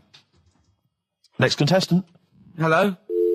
This is amazing. an error. I mean, we couldn't do this worse. Go on. Exactly. Hello. Hello, Who's that? it's Dan. Dan. Hello, Dan. Danny. So, mate. do you want to go to Incubus? I'd love to, man. Okay. Hold on. This is pointless because he's just heard the last. He's heard the answer. Yeah, definitely Bucks Fizz. This is mad. We didn't think this through. No, but let's be honest. He wouldn't have been on the line if he didn't know the answer. Are you cheating, Dan? Dan, he said he's not cheating. This is fail-safe. That's fail. This is our rigorous. I can't believe this. Dan, you're going to Incubus. Oh, cheers, man. Well That's done. blinding. Well done. Oh, Nice one. Thanks for cheers. listening. Cheers. Carl, what do we have to do? Do we just hang up or what happens? No, you play a song and... Play a song then. You've got his details. Yeah. Oh, Play God. it. He is, He's isn't on he? a different You plane to can't us. say it like that. The other week, I came in when it was really miserable. And I said to you, God, can you imagine dying today? Yeah. Because Whereas today you feel it would be a much better day to die because it's bright. the curtains open, sun Sure. shining. It's like... I mean, you'd still be a bit angsty about the dying thing, wouldn't you? I mean, I don't suppose that would be alleviated. Sure. Okay. Well, hopefully we'll still be broadcasting, when one of us reaches that happy moment and we can check. Yeah. It's got quite a lot of emails, Rick, coming in about band names. I think a lot of people are going wrong for a simple reason. They think it's funny to have an ironic band name. Yeah. They think it's a bit comical. And I just don't think there's any great bands that have had a comical name that have made it into stadium filling. What was that band? Where's Me Jumper? What were they I called? don't know what they were called. I mean, the obvious example of one that was never going to make it internationally. Splodgeness Abounds? Splodgeness Abounds? No. I like them, though. Splodgeness Abound. Splodgeness Abounds. They were great. Ladies and gentlemen, please welcome to the stage Carter the Unstoppable Sex Machine. USM. These are some of the ones we've had emailed in. These are bands, obviously, that haven't made it so far, and I don't think they will. Ladies and gentlemen, please welcome to the stage the Lazy Birds. Nope. No. Ladies and gentlemen, please welcome to the stage the Paperclips. That's not a real band. That's what is it? someone sent in. I remember, but no band name is weirder than the others, and also you grow into it. I mean, the Stones and the Beatles are iconic because they are iconic bands. What you think you'll grow into? Ladies and gentlemen, please welcome Shuttle Rock. Ladies and gentlemen, please welcome Treehouse Casino. I don't think they're gonna... That's just made up. Well, possibly. Well, they all are, But they all obviously. are. But my point is, people say there's Yeah. no logic to band names, but if you think a band name like the Smiths, Great. that's genius. It is, It yeah. sums up everything that band is about. Yeah. The kind of they're capturing that mediocre world of grim up northness. My it's- favourite, Sonic Youth. Sonic Youth is genius. Nirvana. These are incredible band names. So Yeah. there is some logic to it. Yeah. I genuinely Sonic believe it. It's is not just arbitrary words. What about The Madness? Cure. The Cure. Madness sounds rubbish, but they're good, aren't they? Yeah, but again, they were never going to be They were never going to be world beaters. But they were a comical band, essentially. Yeah, they were a but knees-up party band, and Madness is fine for that. But they had some great songs as well, and then it sort of turned it all, because then... I mean, Rick, I don't know how many members... Not Home Today is a great song, and a serious song. This is from an email. I don't know how many members of the band there are in Chimney Factory, but if there's 5 people, who decided? Have they all agreed? Yeah, that's the best name. Do you know what I come reckon up with. decided? Dell. Right. He started the band, and they rehearsed around his house, so Dell went, look, it's called Chimney Factory, because my granny used to run it. They go, all right, Dale, but it's not. I've got some other. But no, it's called Chimney Factory. I own the van and the amps. There's Paperclips gone. There's a band in Leicester called Paperclips. We can't. We just argue over that forever. And all I'm saying is think before you name your band, all right? Because it's never going to happen if you've got a comical band name. There was a feminist band called Clitoris All Sorts, which is quite good, isn't it? But you laugh and then you just think, oh, yeah. I'm never going to have that on my T-shirt. Imagine that, Clitoris All Sorts. It's that time of the day now, talking of that. Yep. Song for the Lovers. Sure, it's beautiful. Now, Steve, I will play great old tunes till the cows come home. We got to give them a little bit of Dandy Warhols and Air and Athlete. I know that, and they're great, they're good, right? But, I wanted to play a Cat Stevens song, but I thought I'd better not, because I've, play that a little bit. And we quite like resurrecting old reputations, don't we? People like Elton John who had bad faces, or David Bowie. People whose names now are largely laughed at in the serious rock or people circles. that people might not have considered. I thought Cat Stevens, Rod Stewart, I thought. Was he Rod Stewart? Many people now are thinking of the leopard hot pants and the ludicrous hair. I think I'm sexy and all those sort of awful stadium sort of disco things, but he wrote beautiful tracks from Maggie May and I thought, hold on, 2 birds with 1 stone. What about a Rod Stewart song written by Cat Stevens? Wow. Is there such a thing? The first cut is the deepest. Let's hear it, Rick. On this album as well is The Killing of George. Georgie Part 1 and 2, remember? About the gay bloke. Georgie Boy was gay, I guess. His favourite song. Carl's favourite song, right? And I was going, I remember that, yeah. I said and I said, did not intend to take his life. He just pushed it when he gets mugged and killed. Do you know what he said? Go on. I was sitting outside, I was singing, he went, well, as I said, they go out too late. They go out too late? He meant gay people go out too late. He went, no, they do. I went, what do you mean? He said, well, they're always out, they go out when people are coming home. He said, if he'd have been in bed by 10, he'd still be alive today. That's a sobering lesson. And he went, Carl. there's one that works here and he's shattered every Monday. Oh, if you're gay and you're listening, just be in bed earlier. Go out when sensible people go out. Yeah. You're right, we're not on the continent, Carl. If you're gay and you're not in bed by 10, go home. Yeah. I don't get it. First cut is the deepest, Rod Stewart. It's the phone. Answer it. See who it is. Can you give us a second, listeners? Just amuse yourselves for a moment. We're just speaking to Carl's just on the phone there, speaking to someone. We'll just keep you abreast of who that is. Current time it's 10:03. Wants to know if you're doing a live show somewhere tonight. So just a private call now. Asking Ricky. I am, yeah. Later. But Ricky, I don't want to say it now. I don't mind one person now. I just want to get it from out the there. office, and often performs live at different venues around the country. So while those two take care of business. All right, guys, have you finished that private call? Yes. Jeez, that was outrageous. Star Sailor and Poor Misguided Fool.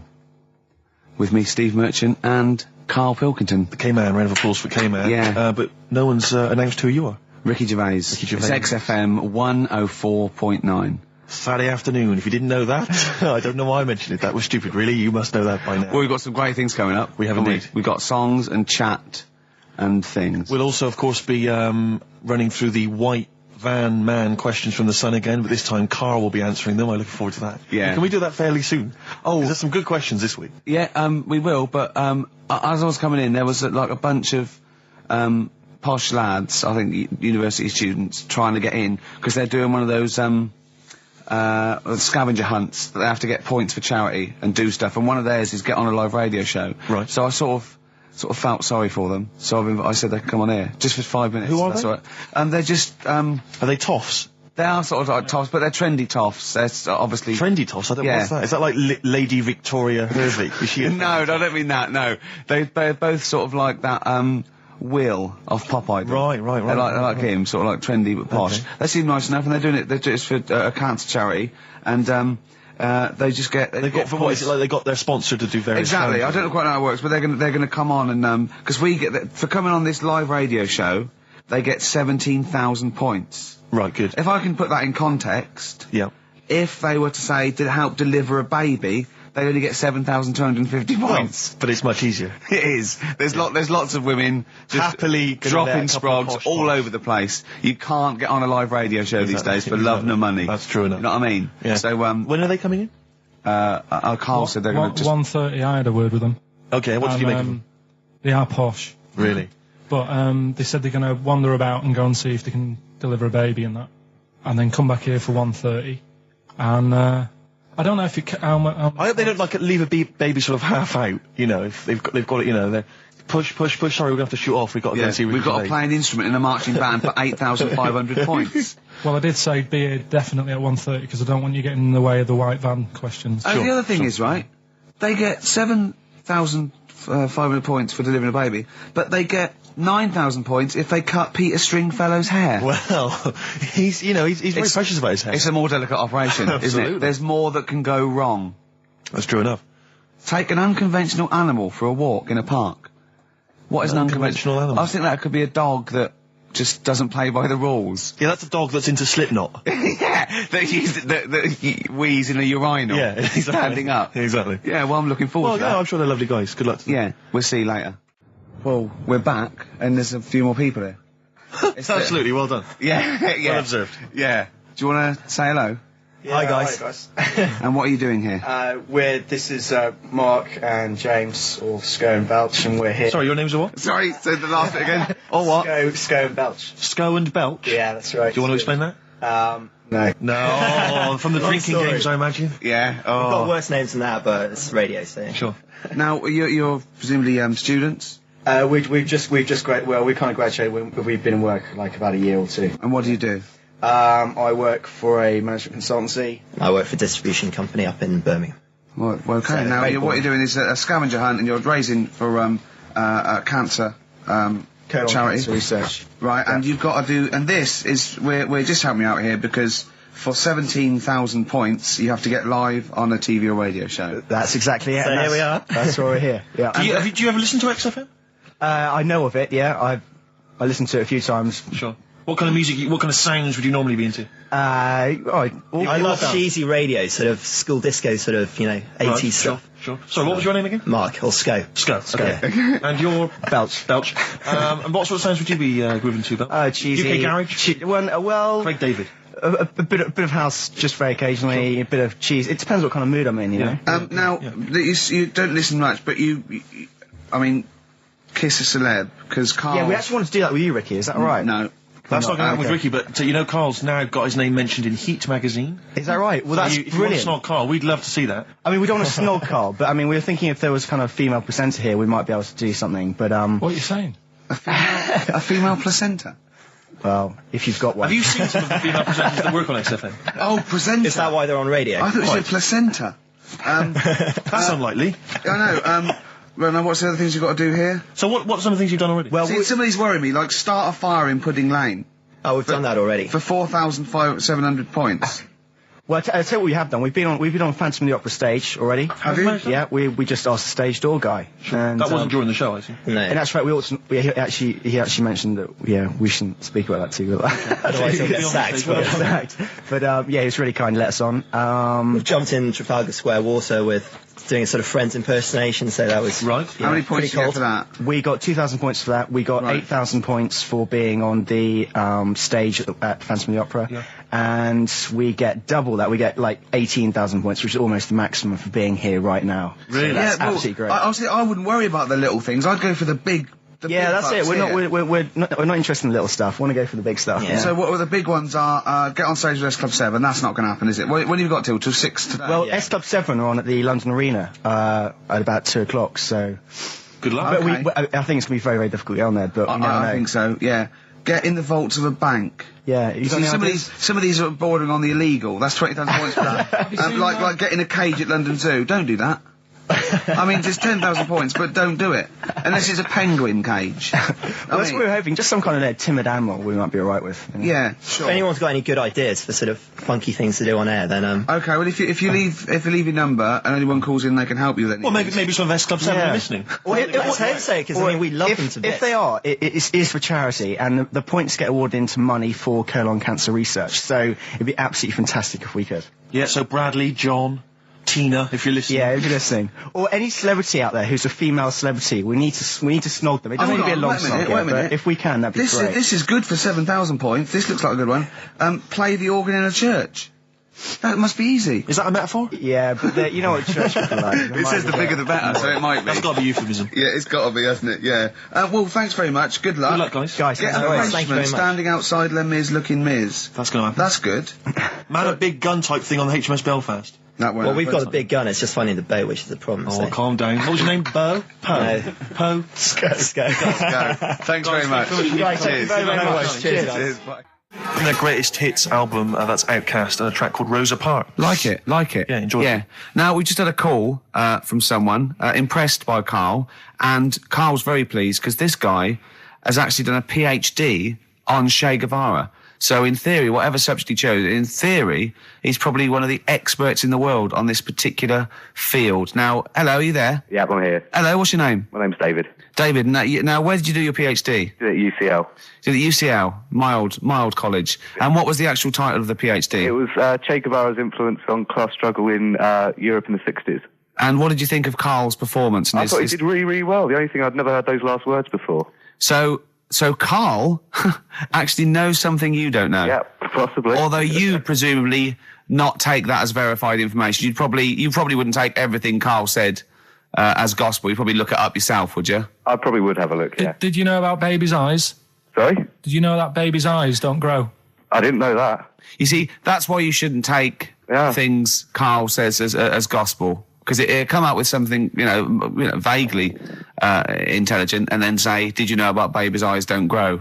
Any questions that you'd want to test Karl on? Any thoughts? Any things he missed there on the history of Che Guevara? I think he did really well, and I think he should be congratulated. Because Karl has problems with understanding why people are interested in history, and even though he's been reading these books, he keeps saying, "Why does anyone care about history? Why is it important?" What would you say to Karl? I think he should maybe then look at who Che Guevara did influence and why he still influences people today.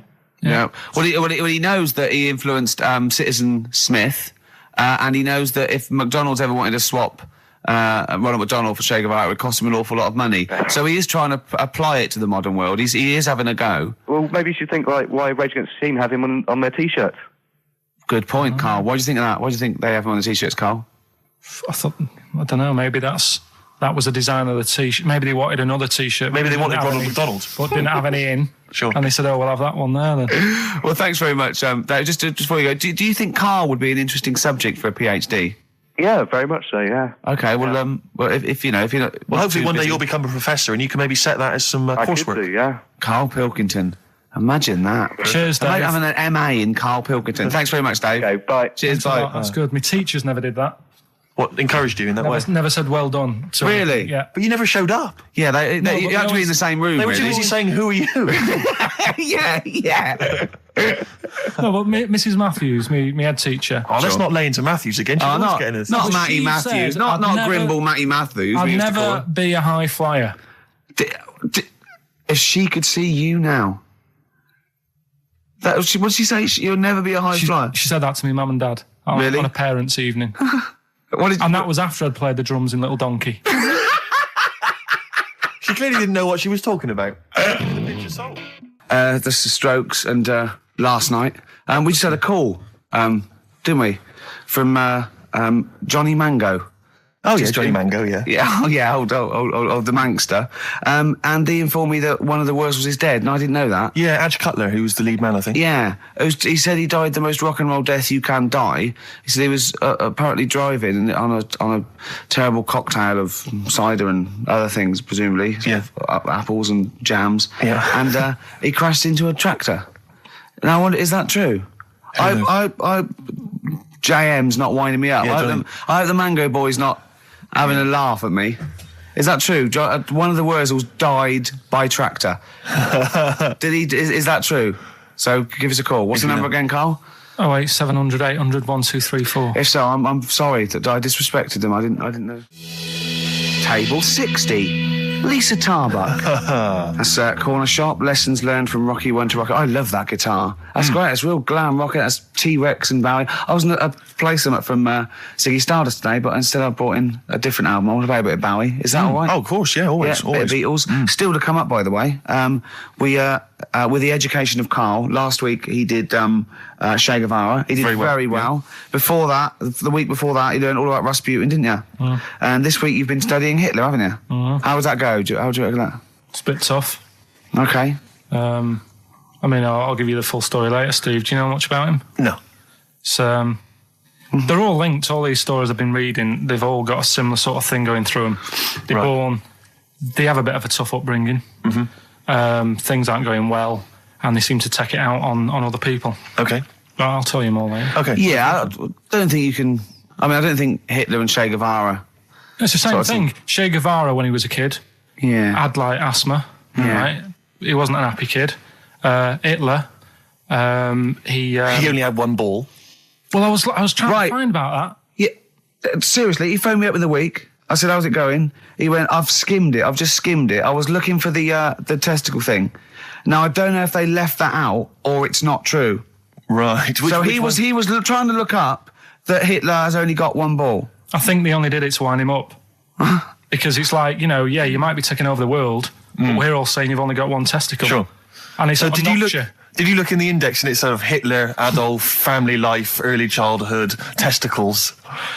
Testicles, absence of. Sort of skimmed through because one of mother brackets other. Albert Hall. The only thing I could find was at one point in like when he was trying to run the place, there was a meeting going on, and somebody had put a bag in the meeting room and it blew up. And I'm wondering whether it was under the table. Yeah, but. What, you're wondering if it blew a testicle? It was the testicle was under the table. No, the bag blew off the ball. No, the ball sack was probably hanging below the protective top, and so that's where he could have lost. But why would he have only just lost the one? Because the way he was sitting. Cross-legged or something. Sure. Okay. Well, I mean, again. I mean, last week we had a Che Guevara expert phoned up. Maybe they could. Maybe there's a Hitler expert this time who could maybe phone up and confirm the testicle theory. Yeah. What's the number again, Carl? 08700 800 1234. You need to have at least done a PhD or something. I don't think we should invite calls about Hitler. I think we're asking for trouble. No, I'm talking about someone who's done a study of him and who's done a PhD. Okay. I'm not talking about any old nutter. And also, Carl's lottery numbers. He's a little bit more confident this week. Okay, good. He went there more like it. And I looked at him and I laughed. He went, no, even Suzanne said I'm on more on the right lines there. Is anyone who has done a degree in maths or A-level maths that can bear... Carl won't believe this, right? Carl thinks, I know I was partly doing it to confuse him, just see that look on his face like a cat, right? But there is the chances with a random numbers, for example, the lottery, of getting 1, 2, 3, 4, 5, 6 are no greater than any other single combination. Right. Now that's true. I don't mean you're more likely to get 1, 2, 3, 4, 5, 6 than any other combination put together, but than any other individual combination, they're all equal. It's counterintuitive, I know. I know you think that to get a run of 1 to 6 is less likely than anything else, but it's not. Any named combination... It's not, Carl. If there's a probability... Well, it's never happened. It's never happened. Yeah, but there's any number of combinations that never happened. Every one of those combinations that have come up have happened, and they're just as likely or unlikely as any other combination, right? It's just that you feel intuitively, right, that 1, 2, 3, 4, 5, 6 is less likely than 1, 7, 12, 34, 60. You know what I mean? Well, I didn't win. Play record. Okay. If you give a monkey childbirth pills, it works. That's. Well, we were talking about interesting things about sneezing, and I remembered an interesting fact about monkeys. So, anyway, 2:30, brilliant. What did happen to that bloke who used to make the sound effects in Police Academy? I don't know. He was brilliant, wasn't he? Do you remember him? I don't remember. Was he called Hightower? Yeah, he was good. Yeah. If anyone knows, give us a call. God. Girls and boys. You embarrassed yourself then, Gervais. What? Well, We've had a number of calls and emails Yeah. pointing out that the Hindenburg disaster was not because the Zeppelin was filled with helium, Hydrogen. but filled with hydrogen. Right, okay. Well, I thought about that when he told me in the week. Well, yeah, but I assumed he must have got that off from the documentary. So it just went up. So that's probably why the voices didn't go. That was funny. probably why it didn't feature in the documentary. Yeah. But it seems to me we should have thought of that. I mean, like, it's school fates and stuff where they're like filling little balloons with helium. Yeah. You know, there'd be all kinds of horror stories if they were just, just blowing up, left, right and centre. I don't think you can just blow a helium up like that, can you? What? Isn't that the point? What I'm do you saying is it can't be as potentially lethal as hydrogen, helium. Well, like, hydrogen isn't as bad as helium. No, helium's not as bad as hydrogen. I don't know what you're saying, because the Hindenburg was hydrogen. Yeah, and I'm saying, why did we think it was helium? That's crazy. You go to school fates and stuff with like little kids, and they're filling up little balloons with helium. They wouldn't have big canisters of helium, a charity event or a small kind of bring and buy sale if it was deadly. Yeah, but it's not as big. I mean, when you buy those balloons at a fair, it's not as big as that big But presumably balloon. it's still flammable, is it? But it wasn't the fact how dangerous the rare gas was, or it was the fact that it was made of this thing that caught fire and just went. There was nothing. A hole in it would have been as bad. It just burnt quickly and fell to the ground because the hydrogen or helium escaped. It wasn't. It was irrelevant that what the gas was, wasn't it? I thought it was that there was supposed to be some kind of explosion. Well, I don't know what it was, but the point is because the outer thing was so thin, right? The gas inside escaped and it fell to the ground. So it just fell to the ground like when you've popped a balloon. Well, not. It didn't quite. sort of go. It didn't like flap all over the place and make a zany noise.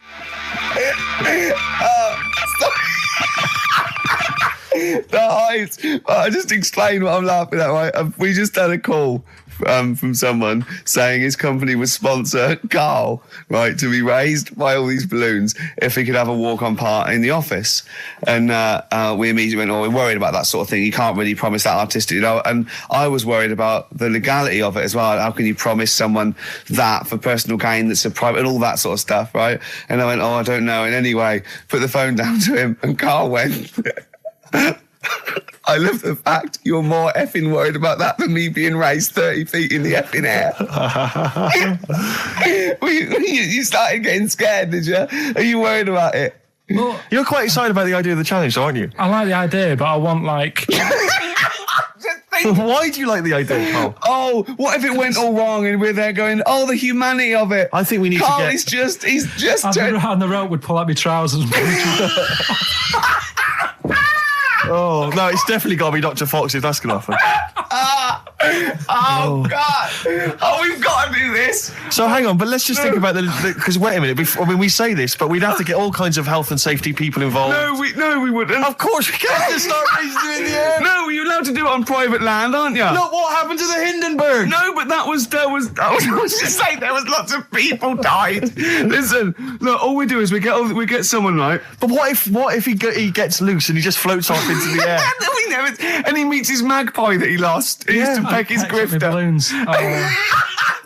His balloons. So I'm so excited about this. Listen, we've got to do this. No, but please. Shut up a minute. Let's just stop and think about it. It's 60,000 balloons. Look, no, it's not. It's 6,000.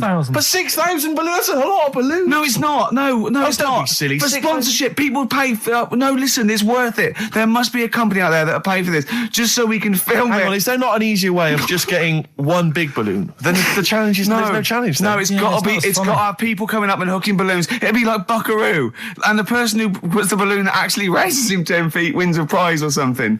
So hang on, so what we've got each person with like 500 balloons. Yeah. That's mad. Can you imagine how many balloons that is? That's ludicrous. 6,000. Yeah. That's an awful lot of balloons. I don't know, there must be someone that could do this. Oh, look, people have walked on the moon, for Christ's sake. We can raise Karl Pilkington with some balloons. Yes, but they had a NASA budget. We've got XFM behind us. Yeah, but balloons... Yeah. Balloons are cheap. You can get about a pack of 25 for about 150. Right, fine. No. True. Yeah, the helium though, Karl. You can't just attach yourself to a pack of balloons. No, but... What, you think we blow them all up? With helium. Right. Oh. Off you go. But then we can do something with the balloons, can't we? Release them afterwards. Oh, we'll release them back into the wild. Brilliant. As a sign of peace. Fly, my pretties, fly, Listen, be free. I am so excited. I have not been so excited about until I thought that Robin Ince was going to stay in my cupboard for £1,000. Look, we've got to do this. 6,000 balloons. I don't think it's going to happen. That's an awful lot of balloons, and I just don't see how we can tether them all to Carl. He's a small man. No, but Because you have them at different lengths, don't you? Yeah, exactly. Carl knows. Can you think about the logistics of this? Oh, someone must know. There must be a company. There's a bloke willing to do it. I know he doesn't know the technology of it. He's willing to sort of stand by. And What a company just has access to helium like that? No, we can do this. Come on, And London. someone's done Londoners. it was on the internet already, so someone obviously has done it. Yeah. So they didn't say, we can't get hold of the balloons. No, they probably worked it out, didn't they? Carl, you're more excited about this than anything else, about your education, about your exam results. You're so excited. And we'll have a little rope. We're like flying a little kite, a little Carl. We're like, let's go, Carl, what will you wear? Like a one-piece jumpsuit? Yeah, it'd be lovely. With sponsorship all over it? Oh, it'd be great. You look like Jackie Stewart, and just as you go up your little face, oh my God, I'm not going to sleep until this is done. This is the most exciting thing ever. Only 10 feet. 10 feet, yeah. We need some kind of rope to sort of tether you to the ground. Yeah. We don't want you sort of flying off. This is going to be great. And he'll have a little crash helmet and everything, and little Dee boppers on the crash helmet, like he's a little flying ant. Definitely. We give him a little, oh my God, can we give you an outfit like little wings and everything? Can we paint your face with like children's paint? I'm not doing all that. Why? Oh, because that would be silly. Oh, please, Carl, do this. Do it. We'll do it for charity. We'll do it for charity, yeah? All right. Yeah? Oh, this is We'll do gonna it for be children in brilliant. need. Please, just phone in if you can help us. Lift Carl up 30 feet. Let's say 30 I think feet. it has to be a decent... Yeah, it has to be a decent height. Is there a world record? Because we want to break that if we Yeah, can. I want to break that. What is the world record for raising a man by balloons? Yeah. Okay, so listen, let's just finalise details here. We've got... I'm so excited. Email address, ricky.gervais@xfm.co.uk. Ricky.gervais@xfm.co.uk. What's the number? What's the number? The number, Carl? 08700 800 1234. Give it again. Lift Carl. 08700 800 1234. Sponsored by Heat Magazine or something. Maybe even if you've just got an idea about how we might be able to organise it, how we might be able to get it done, if you've got contacts, anything, just get in touch, give us some information. Oh, that'd be great. I'm gonna play a Beatles track for the lovers. Oh man, it's off the Help album, and it's You've Got to Hide Your Love Away. Oh, just think of his little face as he goes up. Well, XFM, it's nearly the end of the show. I'm Ricky Gervais with me, Steve Merchant. We've enjoyed your company. Carl, we're going to try and get Carl in the air. Anyone that can help us, take him up with helium balloons. Our friend Johnny Mango called again, and apparently the record's 11,000 feet. Carl is getting a little bit nervous. Yeah, the world record is 11,631 feet raised by hot air balloons. Yeah. How tall's Canary Wharf? It's 11,631 feet. Exactly. I don't know, Carl. Is it? How much higher? It's a long way. I'm not doing that. Because I'm like 6 foot something. Yeah, think of that. Just look at Steve. All right. Yeah. But you can change your record. You could say, well, the sort of balloons are the one with Mickey Mouse on it or something. Yeah, could I just say something? That man did 11,000 feet, but he wasn't naked. All right? Come on, Carl. Your 30 feet will be the world record for naked ballooning. Yeah? Mm. Think about it. All right, it's for charity. Well, thank you for listening, everyone. We are going to raise Carl. And after Carl said, and just to think, my teacher said I'd never be a high flyer. So this is your chance, Carl, to shine, to fly. Steve. It'll be brilliant. This is a final song for the ladies. Belle and Sebastian, we've not heard them for a while. This is from, it's actually a B-side or a triple side or whatever you call it. Track 3 on a single called Jonathan David. This is the beautiful The Loneliness of the Middle Distance Runner. Goodbye.